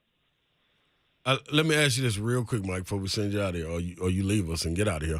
I got something coming up, man, later on in the season. It'll probably be about December or January.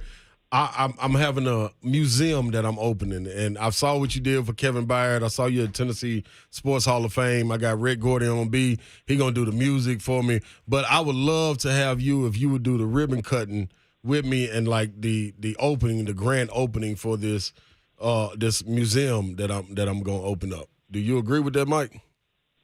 You're opening a museum? Yeah. It's a Ronald Slade Museum. Yeah. Oh, here it comes. Yeah, Mike. What I'm doing here, Mike. You know, so you ain't out on a limb or nothing right here before you agree to it. I'm going around the SEC collecting artifacts. You know, I got in my possession. I got some Gator boots, a Gator belt. You know, I also got some Panther skin, a Panther jacket that I turned that into. Also, you know, Mike, I ain't know if you were aware or not, but I also got, you know, what we got a Bayou Bengal tooth that we got on ice right now. Got to take it to the dentist, let him cut the gum off. That was a wrestler. Yeah, I was hollering for Mike. They thought I was talking about Mike Keith, but I was talking about Mike the Tiger. You know, so I'm also investing in to try to get an elephant trunk. I'm trying to get an elephant trunk to have on display too, Mike. I just want to know if you'll be willing. You know, you got experience. If you would be willing to open this museum for me, if you would like. Ron, 100%. That's my man. I know I can count on you. 100%. And whatever you need, whenever you need it, that sounds like my kind of museum. Did you see the video of Slay at Mike the Tiger's cage trying to get him out? I mean, it was. Mike the Tiger, I've been to that before. Mike the Tiger is really big. Yeah. I mean, the thing that is most striking about Mike the Tiger is Mike is large. He ain't. But guess what? Wow. Guess what, Mike? He ain't in charge. He lost, but he ain't in charge, baby. I'm telling you that right now. Not this week. Not this week, Mike. Not this week. Yeah. All right. I'm going to put you down, Mike. Thank you, man. We'll call you later in the week, get your take on Tennessee Bama. Sure. There we All go. right, there he is. Voice of the Titans. You can find him in the press box and in the bathroom. Mike Keith. Wow. Brent, thank you for that. Oh, Dougherty I strikes shared again. my story, and now you mock me. Yeah, Dougherty strikes again. Mike Vrabel show coming up tonight at 6 o'clock. You can tune in. Thank you, Mike Keith. See you. Hi, Mike. See ya. His daughter's already mad at him for saying I that. know. You just made it worse. Yeah, he's never going to come on with us again. All right, more than 3 until next 104.5 The Zone.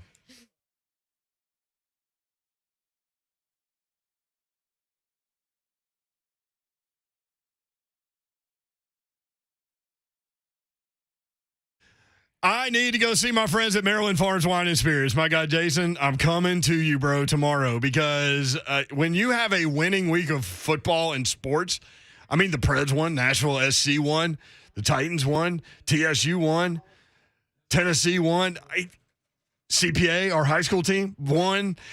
You know what happens when that happens?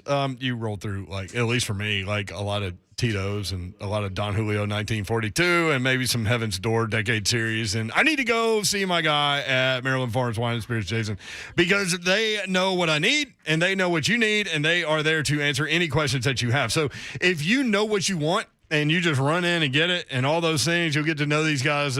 They'll be easy. They will help you easily. But if you're thinking about something maybe that you haven't tried before, or maybe you want to try something a little different, they've got everything you need, along with that care and expertise to point you in the right direction. Cigar selection, the humidor is great. They've got a cigar expert, too, that can help you out because I'm not a cigar aficionado like Ronald Sylvester Slay, but I know enough to be dangerous, and I know enough to go to Maryland Farms Wine and Spirits and ask those guys because they know everything about everything. So if you're looking for bourbon, Heaven's Door Decade Series, as I mentioned, Leaper's Fork, Bottled in Bond Bourbon, Barrel Dovetail Whiskey, I go Tequila, Don Julio 1942. If you have the means, check it out. Locally owned and operated in Brentwood for more than 17 years. Maryland Farms Wine and Spirits. They are there for you Monday through Saturday, 9 to 9. Maryland Farms, WS.com. That's Maryland Farms, WS.com. Maryland Farms Wine and Spirits. Go see them.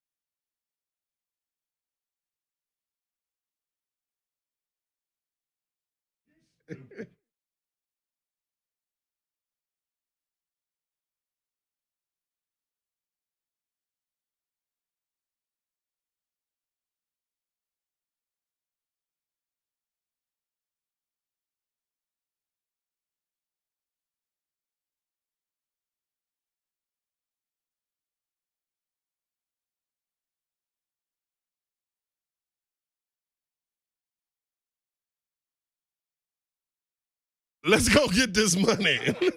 Let's go get the money. Hunk, I got it. Hunk. I'm on time. Let's go. Let's go get the money. Superbook Sports, man.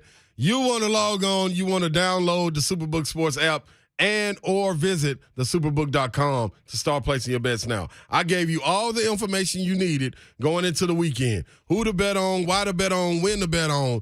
Did you take advantage? I don't know. But the good thing about it is sports just keeps going, keeps going. Keeps going. Major League Baseball playoffs cranking up. Who you riding with? You still got the NFL cranking up. Oh, okay. Then you still got college football. NBA right around the corner. What you going to do, man? Get into action? Is that what you're going to do, or you going to sit back? You can put Vegas right there in the palm of your hands if you download the Superbook Sports app, offering up to a $1,000 bonus when you sign up, deposit, and wager in the same day. I have more for you this week. I promise you don't want to miss it. You would have won if you rolled with me last week. You better listen up to 3HL. Visit superbook.com for terms and conditions. Gambling problem, call 1-800-889-9789. Book it.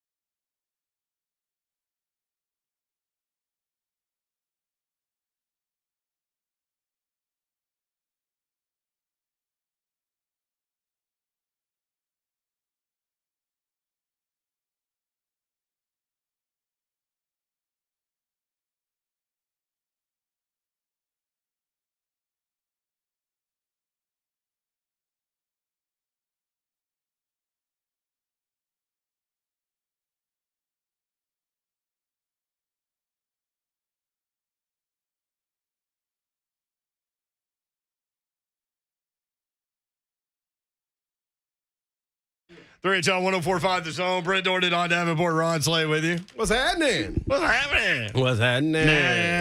Native Nashvilleian on your shirt. I am, man. Shout out to the Native Nashvilleians. No, somebody came to what's the name and gave me this shirt at one of our remotes. Yeah. Kim, Native Nashvilleians. Kim Carnes. Is that who it was? No. Oh, come on, see. She was a Thanks, singer. Kim. I meant to shout you out, man. But look, I'm rocking your shirt, man. And this is a good Kim Hart. This is a good. No, Euro. I went to high school with her. It's a good fabric. She's too. not Kim Hart anymore. I mean, really good, like cloth, like good. Soft. Yeah. It's one of those soft That's ones. what I was looking for. Those are Kim the ones I Kardashian. She got booed when they put her on the jumbotron at the Rams game. I did not realize that you just said boob. I thought you said something else. She's got That southern accent got in there a little bit. I thought you were identifying the fact that she actually has been booed, I guess. Yeah. Booed up? Zuh. Damn, All right. Slay. Saturday, you've had time to. Hey, to listen, T.R. Tart would have gotten to that. My man Pop Tart went S-bomb and MF-bomb during the interview with us. He can do that. I mean, he can block passes, but he can't even block himself from cussing on the air with us. Dude, that play he made, the play before the interception, woo, baby. Look at the money. 615-737-1045. The money's on Tennessee? 89% Of the money's on Tennessee? of the money is on Tennessee. Ooh, I of don't the like bets that. that just Hey, came don't in. you do that. Don't you do that. Don't you do that. Don't you do that. I gotta Don't tell you you do that. straight up what Don't I you think do about that. Don't you things. do that, y'all. But you know why? Why? Because I don't it's like it. 7.5 right now. Oh, I hurry up and took it. Yeah. Like that's what I told y'all before that drop. Like, and I want to say it might have started at 8. I thought it started at 9. It may have. Yeah. Like that thing gonna get all the way down to about 5, man. It's funny because I think they thought that they would have to move it the other way. Yeah. But they're going to have to move it that way. Yeah, You're right. they ain't got no choice. Everybody gonna jump on that. You don't want to put yourself on that kind of liability. 89%. Ooh. So, They yeah. got a guy. He's talking The about bear. Yeah, the bear. From The bear. Day. Yes. Squirrel. Yes. There That you was go, a on- very there mayor you go, on squirrel guy on comment. radio. DJ Kale next up on 3HL. What's up, DJ? Hey, what's going on, guys? Yo, what's what going up, on, Kel? Brent? What up? What's going on, Babs? Hi. What's up, Ron the Legend? What up, baby? Yo, yo, yo! I got a take, man. I got a big take. Let it go, I baby. ain't felt like this since '98. Me and cousin Steph watching the game last Saturday. Mm-hmm. I'm telling you, we're rolling up LSU, the Tigers, Mike the Tigers. Oh my God, he didn't come out the cage. He was Now, scared look. of Slay, I think. Here's what y'all not thinking about now. Mm-hmm. We beat Bama, okay? Mm-hmm. We beat Bama. All right. We lose to Georgia, Yeah. and then we go undefeated. We still go into the Final Four. There might be 3 SEC teams in the Final Four. That could be a path, yes. That could be a path. We're gonna be number 4. We're gonna beat number 1, and then whatever champ or chump left is left. National champs. Go Hooker, Heisman, book it. Zebra. Oh my gosh, could you imagine the SEC haters if that happened? Listen, this is where we are. And look, Tennessee's going to be an underdog against Alabama. They already are. They're going to be an underdog against Georgia. They'll be favored in every other game they play. This is just having that conversation that people are talking about a potential Final Four run for the Vols is a testament to what Josh Heupel has been able to do within that program and quickly. Yes. 18 months. I mean, 18 months. and it's funny because, like, he says to, I mean, he told us, he's told a lot of people, but he tells his players, look, man, there's no reason to be, like, nervous or anything. Like, you guys have earned this opportunity. Mm-hmm. You have played your way in to this opportunity. 2:30, nationally televised, CBS, the window. Game day. Game day is there. SEC Again. Nation is there. All the networks. Ron Slay is going to be there with Definitely Will there. Bowling. So I Looking mean, for an elephant trunk. it's a hell of a story. Not just his game day. They're there for like the second time in 3 weeks. That's Crazy. That's what's crazy. Which they never do. That's what's crazy. 615-737-1045. What about Big Jeff yesterday, man? Man. I mean, 7 quarterback pressures, 2.5 sacks. And it's funny when you watch him, like, how often do you watch a football game and then key in on a defensive tackle? Mm-hmm. Like most of the time you're watching the ball, right? Like when you're watching for fun or watching your team or whatever. But like he is appointment viewing. Mm-hmm. And to watch his disruption, even when he doesn't get a sack or a tackle for a loss, but how he affects the play is just unbelievable. More Titans talk, Tennessee, Bama. We got it for you. 3HL 1045 The Zone.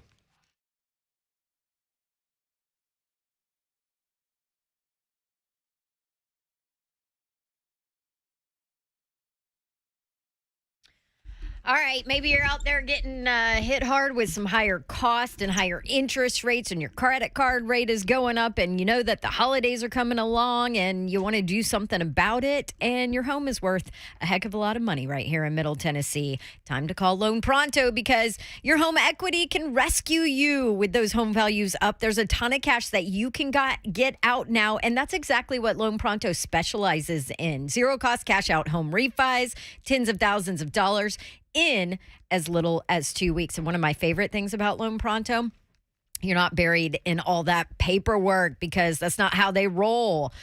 Just go to their website, loanpronto.com.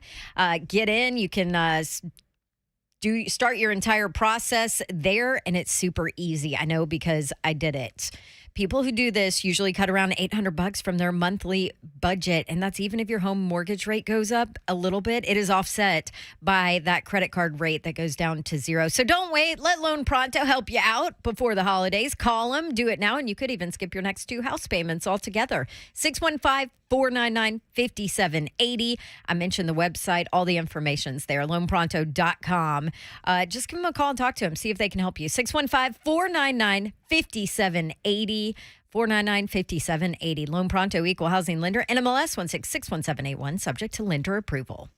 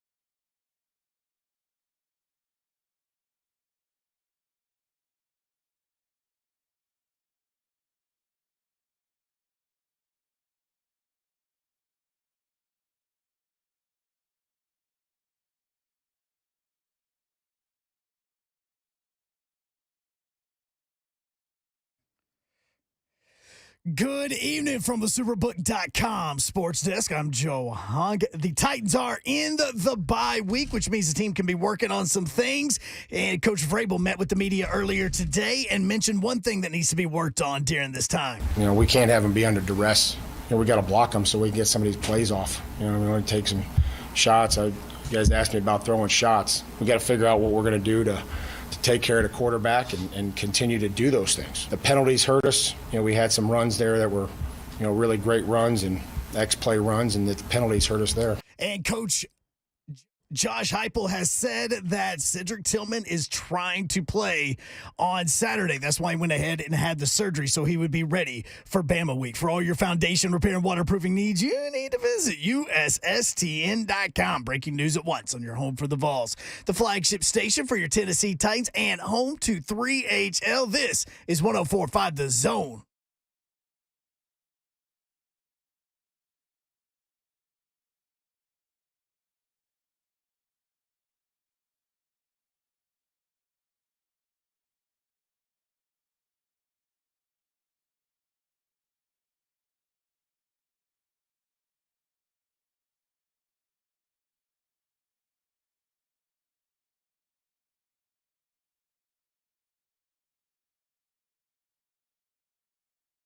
HL 104.5 The Zone. What up, Nashville? Brent Doherty with you on a beautiful day in the Music City. Dude, I drove in today. No doors, no roof. Jeep ain't got no roof. And it was 73 degrees, dude. And I was blasting like 90s rock. I don't know. Driving down Belmont and all those college kids are looking at me like, who's that old guy? This guy. Hey, man. What's he listening to? Yeah. Don Davenport and her Titans Blue. Hey, 3 in a row, baby. Baby. Honk. Is the screen. That's bunk. You know what? You're bunk. You're bunk on this Monday. Come on. Do you have the case of the Mondays, Honk? Honk. Your funk is bunk. Babsy survived Ames, Iowa. I did. Was it cold Orlando. there? Yes, I went from Orlando, 80 degrees, to Ames. When I woke up on Saturday morning, it was 29 degrees. Yeah. With a freeze warning. I think it was 33 here yesterday. Oh, really? Yeah. Yeah. Did you bring it back with you? I guess. Apparently. It was like when Blaine brought the flood of the century over here.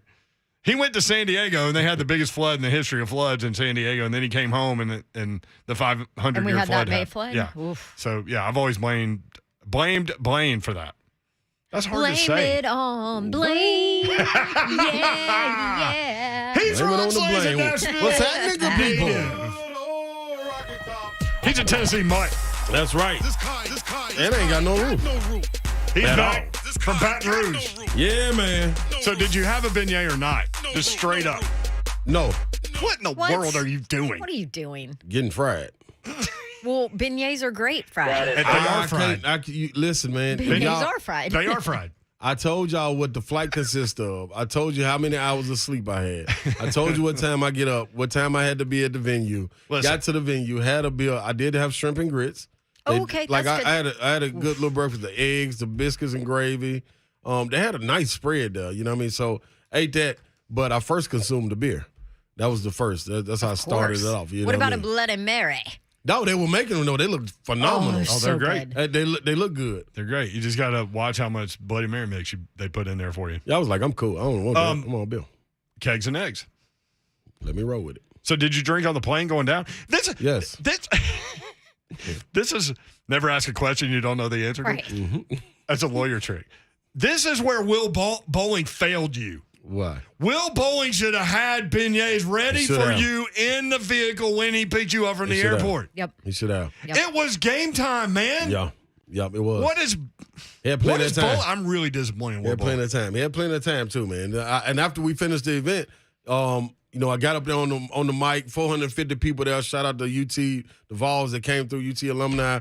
We went out there, shook it, dropped the mic. It was a drop the mic moment too. Chancellor Plowman, she went up there and spoke first. After she spoke, she stayed and listened. Oh, she's a boss. Yes, she is. And was sitting there clapping. As soon as I came off stage, she gave me a big old hug. I was like, yeah, that's what I'm talking about. Dropped the mic, get on that. I told Will they had about 30 more minutes before they closed and wrapped up everything. I said, hey, man, I'm going to a stadium. So he said he was waiting on his pops and them to come. I'm like, all right, cool. I'm out of here. So I take off walking. Vol Nation all over the place. You got to cut through the LSU tailgate to get to the stadium. Cut through the stadium. Good smelling food. Oh, Babsy. Yes. Oh, yes. It was people sitting in chairs with 3 or 4 fryers around them. Mm-hmm. You know what I mean? A grill in front of, older ladies that I'm talking about, they probably get up and they cook. This one, you got a good cook. When you get the woman in the household, the grandmama or somebody to get up and she put a house robe on and some slippers. She ain't had a house robe on. She had regular clothes, but she had slippers on. So that means she was comfortable. Man, she had 3 fries around here. Baby, come on over here and taste some of this. I went over there, man. I don't know what she gave me that was fried. Phenomenal. No. You hear me? I'm talking about great, Babsy. Was it fried gator? I don't know. It was just fried, and the smell was so good. So I ate that, went on about 10 more steps. Another person called me over. This LSU fans with a couple of Tennessee. They're great. I'm telling you. Man, take this shot. Pull the Tito's. Boom. Take Uncle Tito's down. Go on about 10 more steps. Hey, man, come drink one of these beers with us. Gator Bait. I'm not Gator Bait. Tiger Bait. I'm like, man, come on, man. Like, look at all these Vols. Why are you screaming that? Don't make no sense. You know what I mean? Gave me a beer, toasted them, took some pictures, went on out. Man, it took me probably 20 minutes to go through the tailgate because everybody offering you something. Yeah, it's amazing. It's crazy, man. It's such a good college football environment. It is, man. That's what I said on Friday. Like, you've got to put it on your bucket list, even if you don't have a dog in the hunt. I'm going to be real. Like, I went to an LSU-Alabama game down there at night, and I mean, it is amazing. So, did you wear the neutral? Experience. I did that day, yeah. Mm-hmm. Let me tell y'all this. This is why I knew Tennessee was going to win. From the time I got off the plane to the time I walked through the tailgates, to the time I finally got in the stadium and sat down, all the LSU fans kept saying was, man, it's 11 o'clock game, and y'all probably going to beat us for this. I'm sitting there like, dude, it's ingrained in y'all mind. If it ain't a night game and it's a big game, you ain't got a chance. Like, they were damn near giving us the win. And I'm like, guess what I kept on saying about? Well, we're going to take it. Like, what? We ain't tripping night, day. It don't even matter. That's what I told them on the mic. Hey, man, we don't know none of them times. Only time we know is game time. None of them other times matter to us, man. I understand. Y'all but you can feel the mystique the closer you get to the stadium. I can imagine at night with that purple down on it. It's like a spooky mystique-like feeling. You know what I mean? That's a good way to describe it. I can there totally is a understand. feeling that you get when you walk. You can feel kind of the history yes, you can. Of LSU football. Yes, you can. It's Death Valley. such a good Yeah, environment. it was good. It was good. And it's loud too, man. And they go straight up. But I'll tell you this, man. Tennessee fans showed up and they were loud on the You TV watched broadcast. The broadcast. I went back and watched it. It sounded like a Tennessee home game. That was crazy. When they had success. Yep. They playing Rocky Top and everybody singing. Like, you could hear it. It was. It was crazy. So Tennessee, Alabama coming up this weekend. What's the line to now? 7? I go. Yep, 7. I got a 7.5. Somebody I talked to thought it would open at 9, and then it opened at 8.5. So I wonder if it did open at 9 and then quickly went to 8.5. I don't know. But a lot of the money on Tennessee. Tennessee has lost 15 in a row to Alabama. Yep. Titans with a big win, 21-17 over Washington, and David Long Jr. with the interception at the end. We keep talking about the play before where Tierra Tart broke up the pass and actually leads the Titans in pass breakups. Our guy Pop-Tart, who likes to curse on the radio. Ryan Tannehill, 15-25, 181 yards and a touchdown. Derrick Henry, 28 carries, 102 yards and 2 touchdowns. And Tennessee able to score in the second half, and thank goodness they did, because they would not have won had they not. Carson Wentz, 3 fumbles and an interception. He didn't lose any of the fumbles. And he tried to throw more than one interception, but he had the one at the end. Tried his best. And then Titans on run D, man. Just unbelievable. Against non-quarterback runs, 12 carries, 28 yards for Washington. Check that out. More on the Titans, more of your phone calls coming up. Buck Reising at 5:30, 615-737-1045.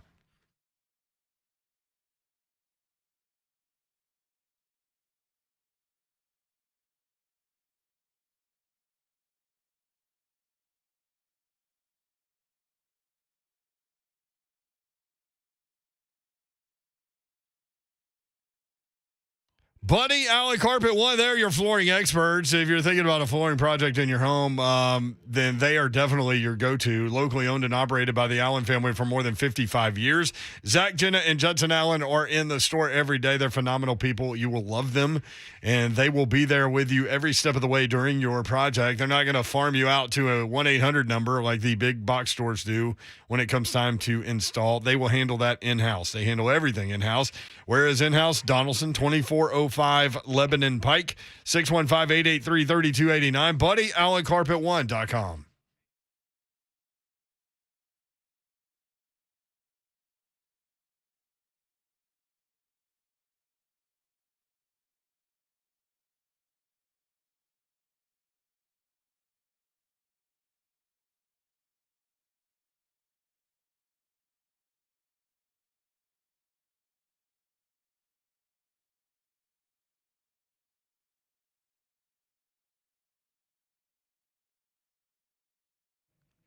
Let's get to it, people.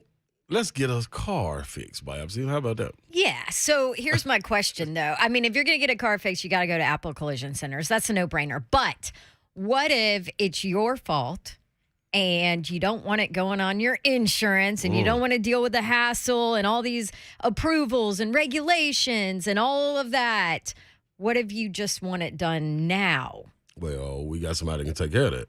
Apple Collision Centers. They do that, Babsy. And not only of that, they don't even worry about if you don't want to hassle with insurance. You can go straight to them, and it's a quick turnaround, Babs. Also, turnaround time for your repairs. So many regulations, approvals to run through with the insurance. You ain't got to worry about it, like you said, Babsy. Their service, very oriented. Very service-oriented. Thank you, Or oriented right service, very. Whatever. You know what? All that matters is they're awesome. They're like the GOAT of collision repair. Apple Collision Centers. And they have 3 locations you can pick from in Hendersonville, Gallatin, and Old Hickory. How about that? That's right, man. Go visit AppleCollisionCenters.com to schedule a free estimate and learn more.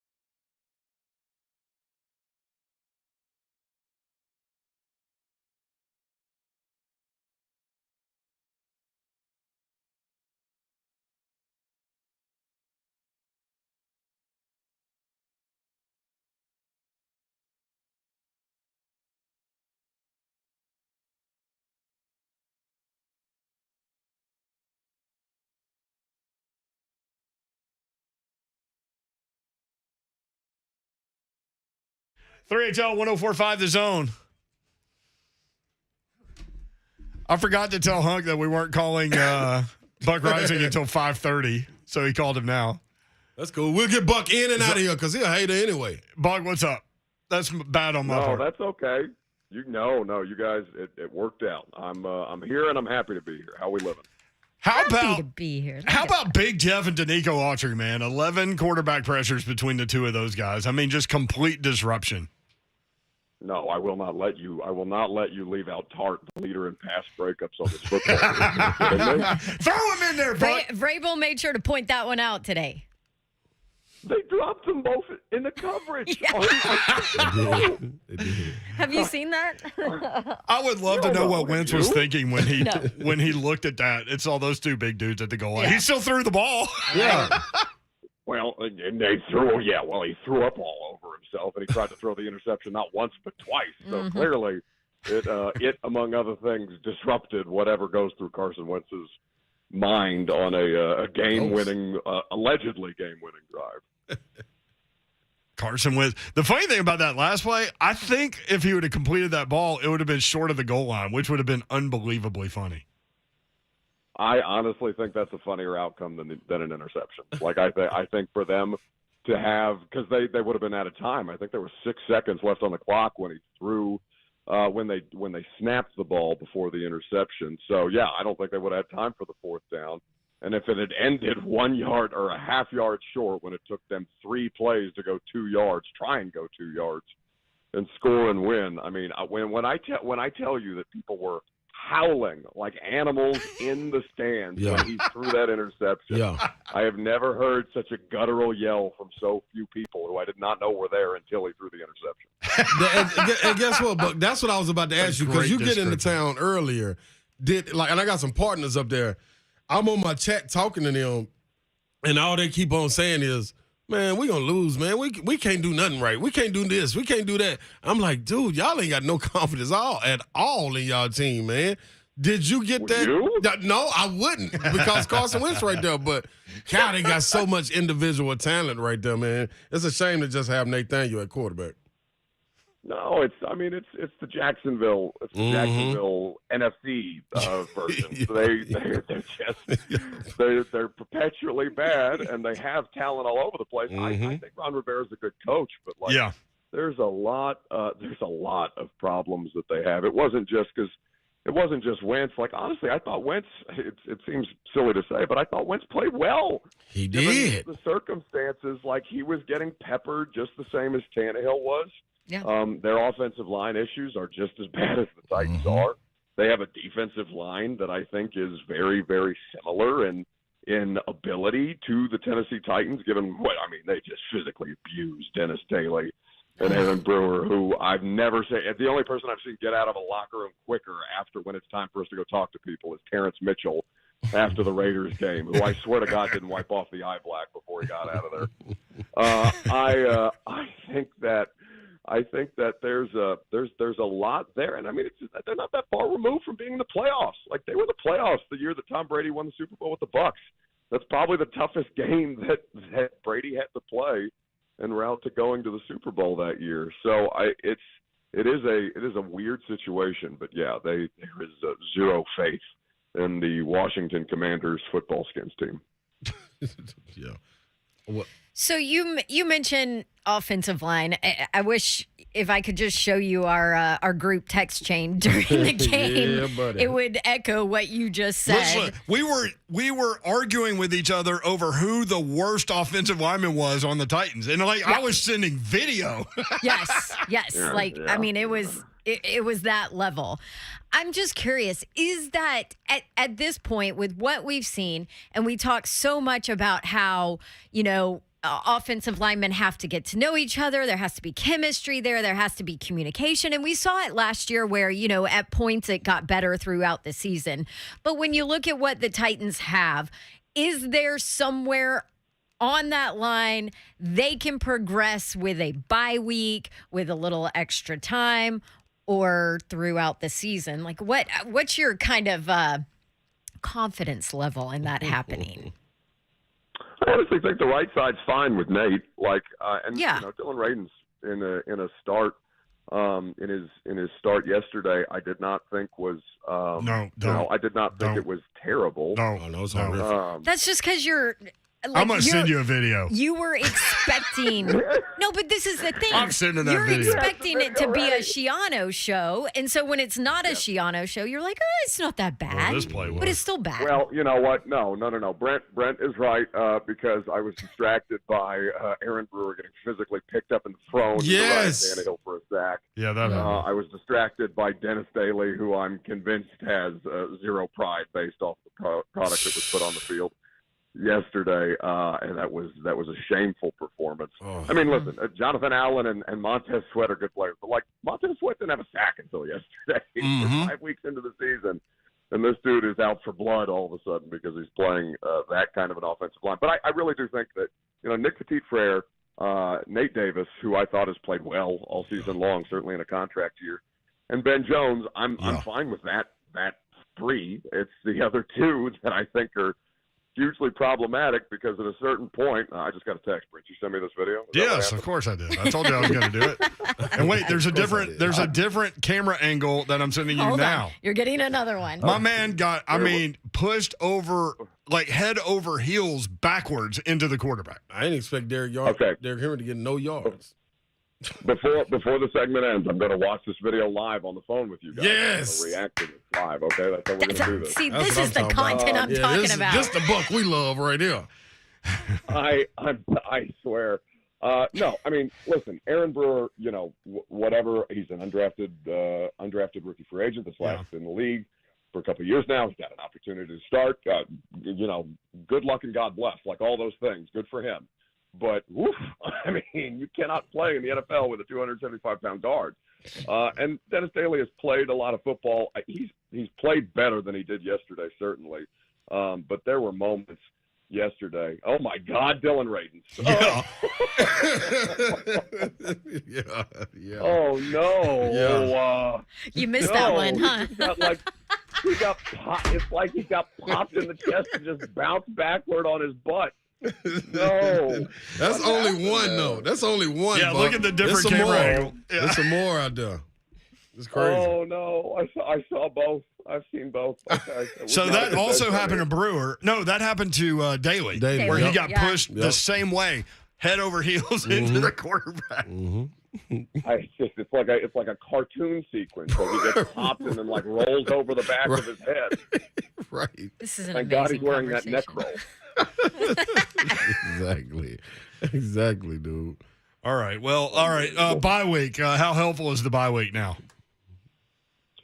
Defensively, certainly, but like the offense, they're not getting anybody back besides. They get Nate back theoretically. Yeah, which is huge. Burks, it is huge, absolutely. And Burks is required to miss 3 more games. For the audience, remember that the bye week does not count as a part of the 4 games that he has to miss. I know there's always some confusion between weeks and games, but that's the case for him.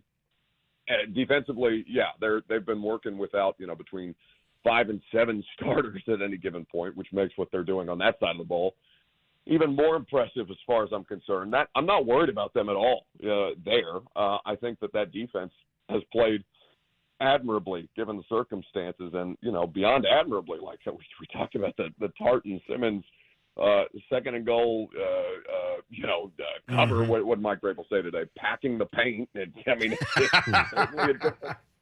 it's certainly a different look, and you understand that they can't run the ball on second and goal there without any timeouts that way. So it's as smart a defensive play as I've seen. So between that and the effort by the front that they have, they've been able to continue to stay competitive in these games and route to 3 straight. But you're not getting any reinforcements on the offensive side of the ball through the bye. So I think that's kind of what you got.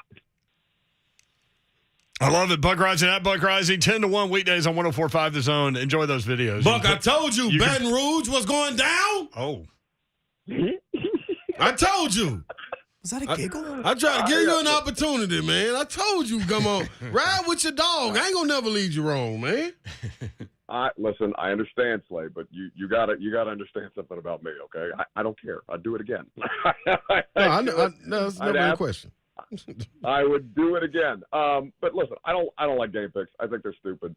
I cringe every time Blaine makes me do that. I know. Me picking LSU over Tennessee on Friday is just not something I was terribly interested in doing anyway. But in my defense, I haven't seen them win on the road like that at any point in my cognitive memory of watching Tennessee football that way.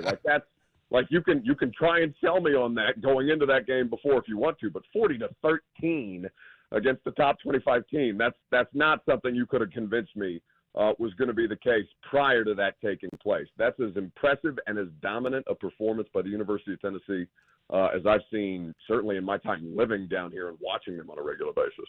Mm-hmm. Well, I agree with that. I just don't never put your faith in anybody that's going to imitate a voice and say family or accent that's going to do it. It don't never put faith in that. Here's the problem, though, with you picking Tennessee games. If Tennessee doesn't go undefeated, you're going to be wrong at some point because you're going Vols all the time. Who, me? Yeah. No, I'll take the spread when I think they. Oh, right. Okay. Okay. No, I didn't like the two. What was it, 2.5 on the road? I didn't like. I still thought it was. I was not convinced that way. So even though it wasn't like a huge number, I was not overwhelmingly convinced. I thought LSU was going to be able to run the football. I'd never seen Tennessee's defense play like that all season long. Get the hell out of here. Hey, Joe Hunt, do you have Ron Rivera sound that we need to play while Buck is on with us? Yeah, he's going to like this too. All right, Buck, listen. Have you heard this yet from today? No, roll the dice. Okay. Following up on John's question about the Giants, they're up to a faster start. The Eagles, the Cowboys, they've kind of all been rebuilding too the last couple of years, and it seems like they're farther ahead. Why do you think the teams in the division are farther ahead at this point?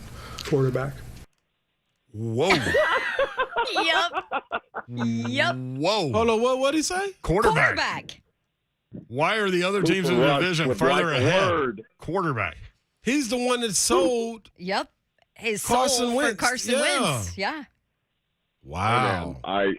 I appreciate Ron Rivera's honesty, to be frank with you. I think that's refreshing from an NFL head coach.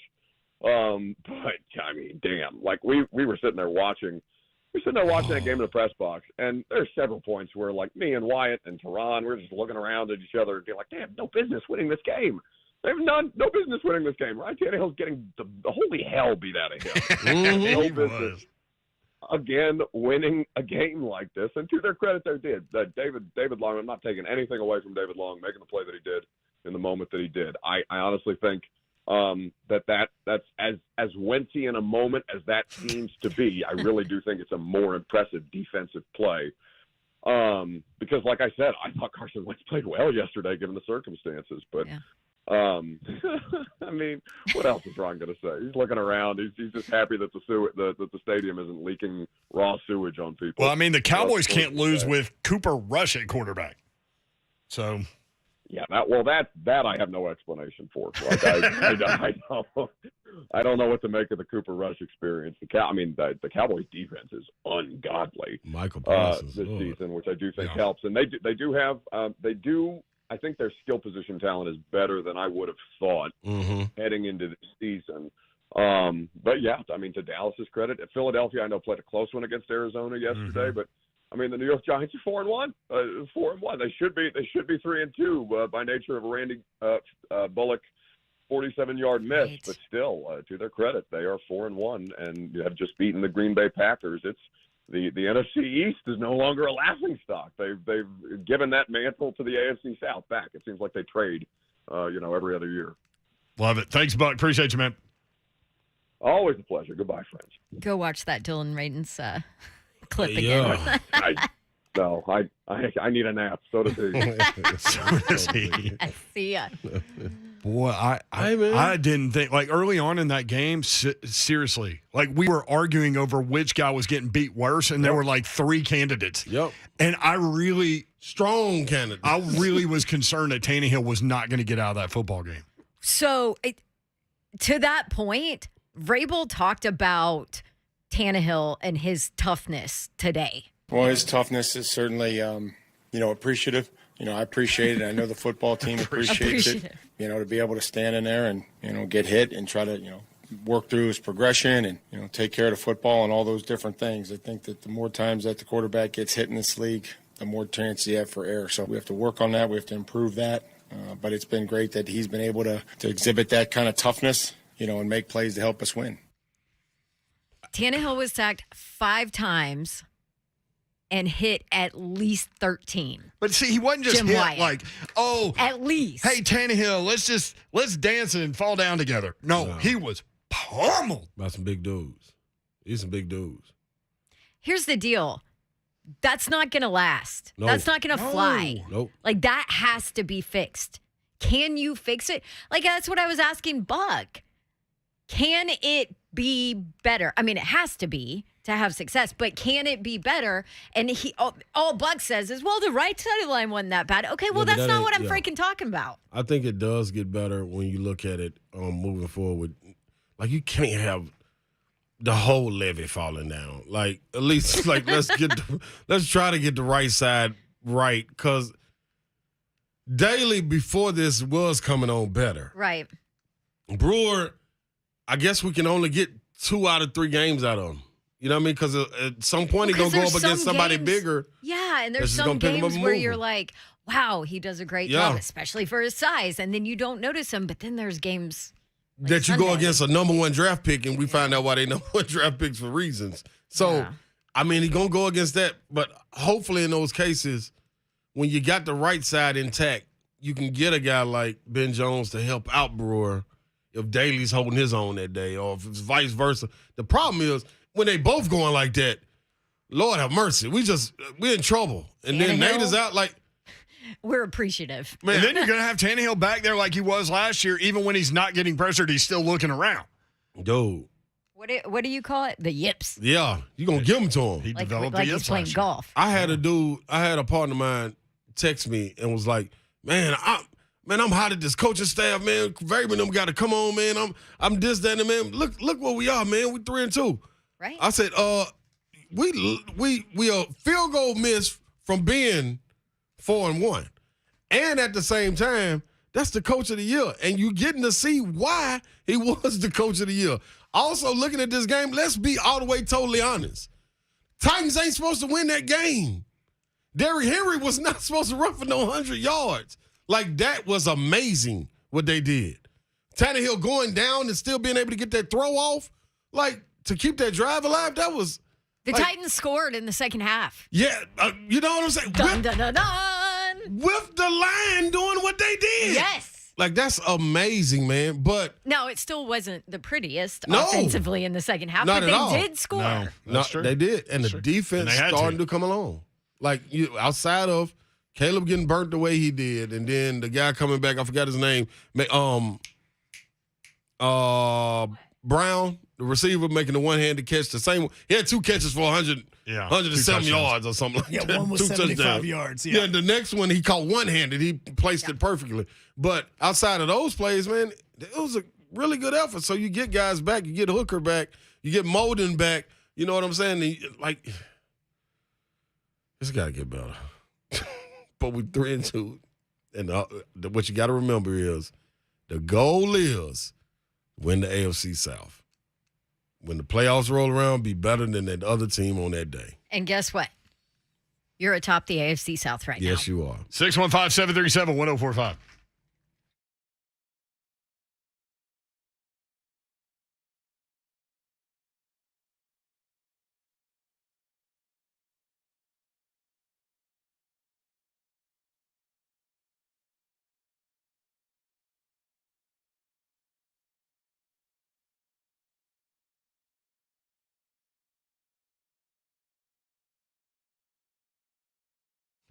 Gupton Dodge Chrysler Jeep Ram. That's where you need to go to get that next new vehicle. I just bought a Jeep from Ken Gupton, Daniel Gupton, the guys at Gupton Dodge Chrysler Jeep Ram, and I'm glad that I did. They have many from which you can choose on the lot right now. And we bought a black Rubicon, and I love it. Took the doors off, took the top off today. As a matter of fact, driving through the 73-degree temperatures down Belmont Boulevard and Music Row, and absolutely loved it. It was phenomenal.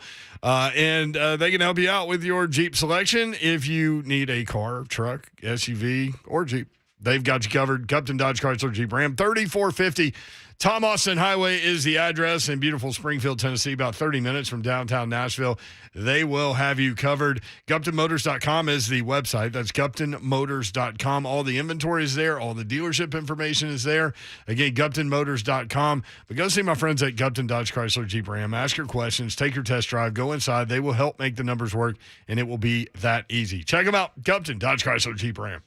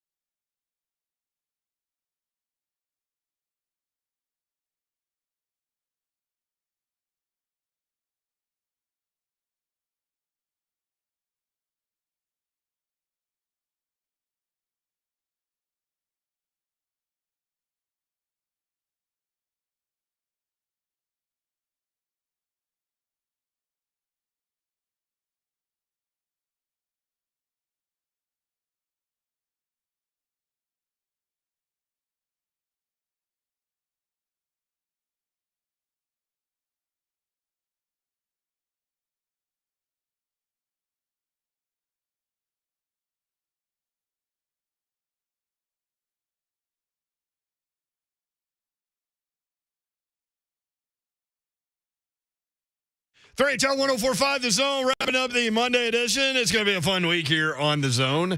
Titans with a bye week.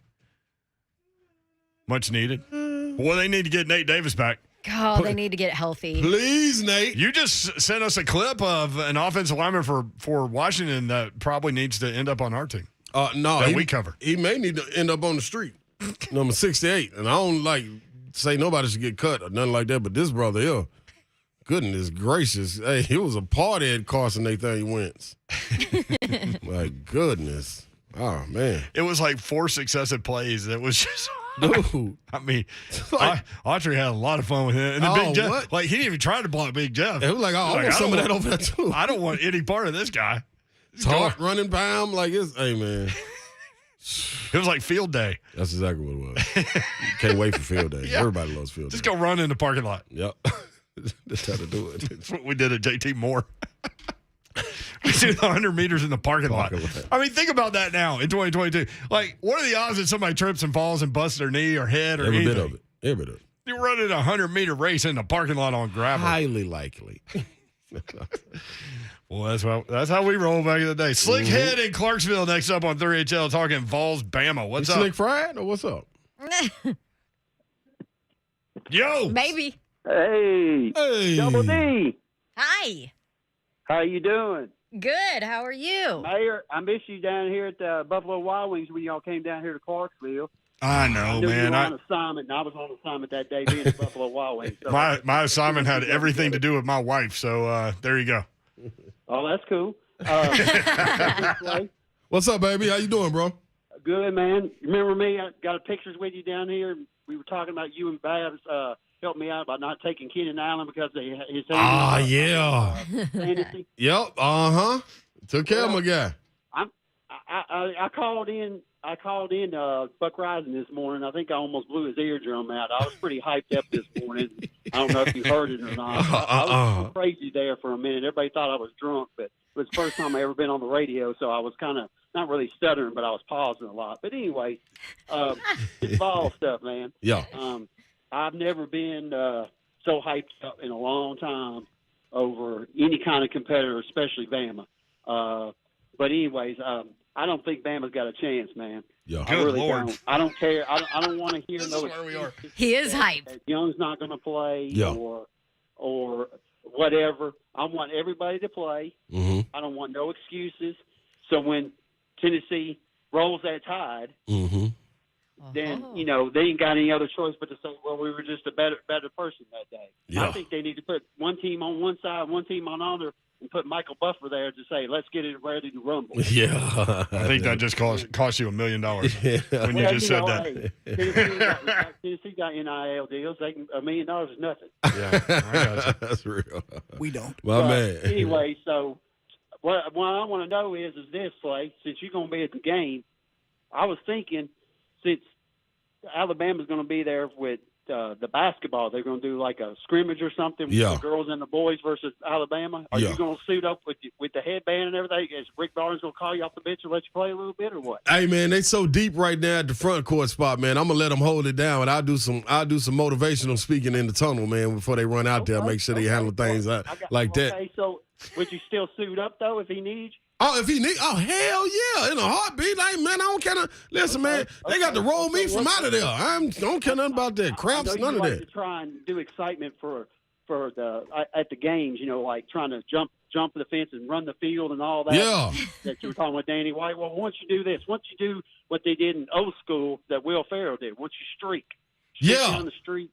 Oh dear. Yeah, I think that's a great idea. Headband on. With the headband on, so everybody knows who you are. Just a headband. Okay, listen, I'm tell you what, I'll take it a step further. I'm going to get baby oil and baby oil my whole body down and just take out running down the street. You feel me? Hey, somebody will follow you. They didn't follow Will Ferrell. I think they'll follow you. If you get all the VFLs together, y'all group up together, I think you're going to have a couple streakers going with you. I mean, how many views would that get before it got taken down? Oh yeah, taken down. I mean, I don't know, but I mean, the thing is, it's Ron Slay. They're not going to take it down because of Ron Slay. All right, so again, thank you. This is where we are with Tennessee fan. After they beat Alabama on Saturday, blah blah blah blah. Really? That's where y'all are? Hey, listen, y'all. Good Lord, Hey. Dawn, help me.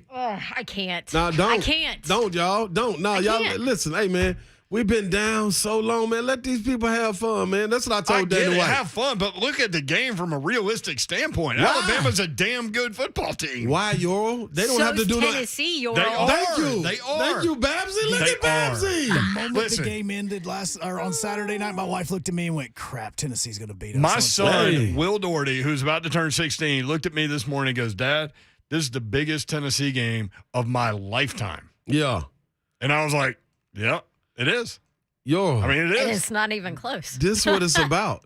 Like these people don't have to analyze it. We do. We on the air. They can be fanatics. Put the attics on it. Yeah, that's a good point. Yeah, if y'all want like- to freak out, freak out. Let's go. Hell yeah. Let's go. We ain't making no damn sense. Let's go, I was going baby. to say, you know, one of Yeah. those attics, What got- fanatics, Slate. is sitting right there. What got into me? I don't know. Damn, I don't know. the roof off. Man, car ain't got no roof. Mike Vrabel show is next on 1045 The Zone. Tell Mike Vrabel we coming for Help Ohio me. State, too. We want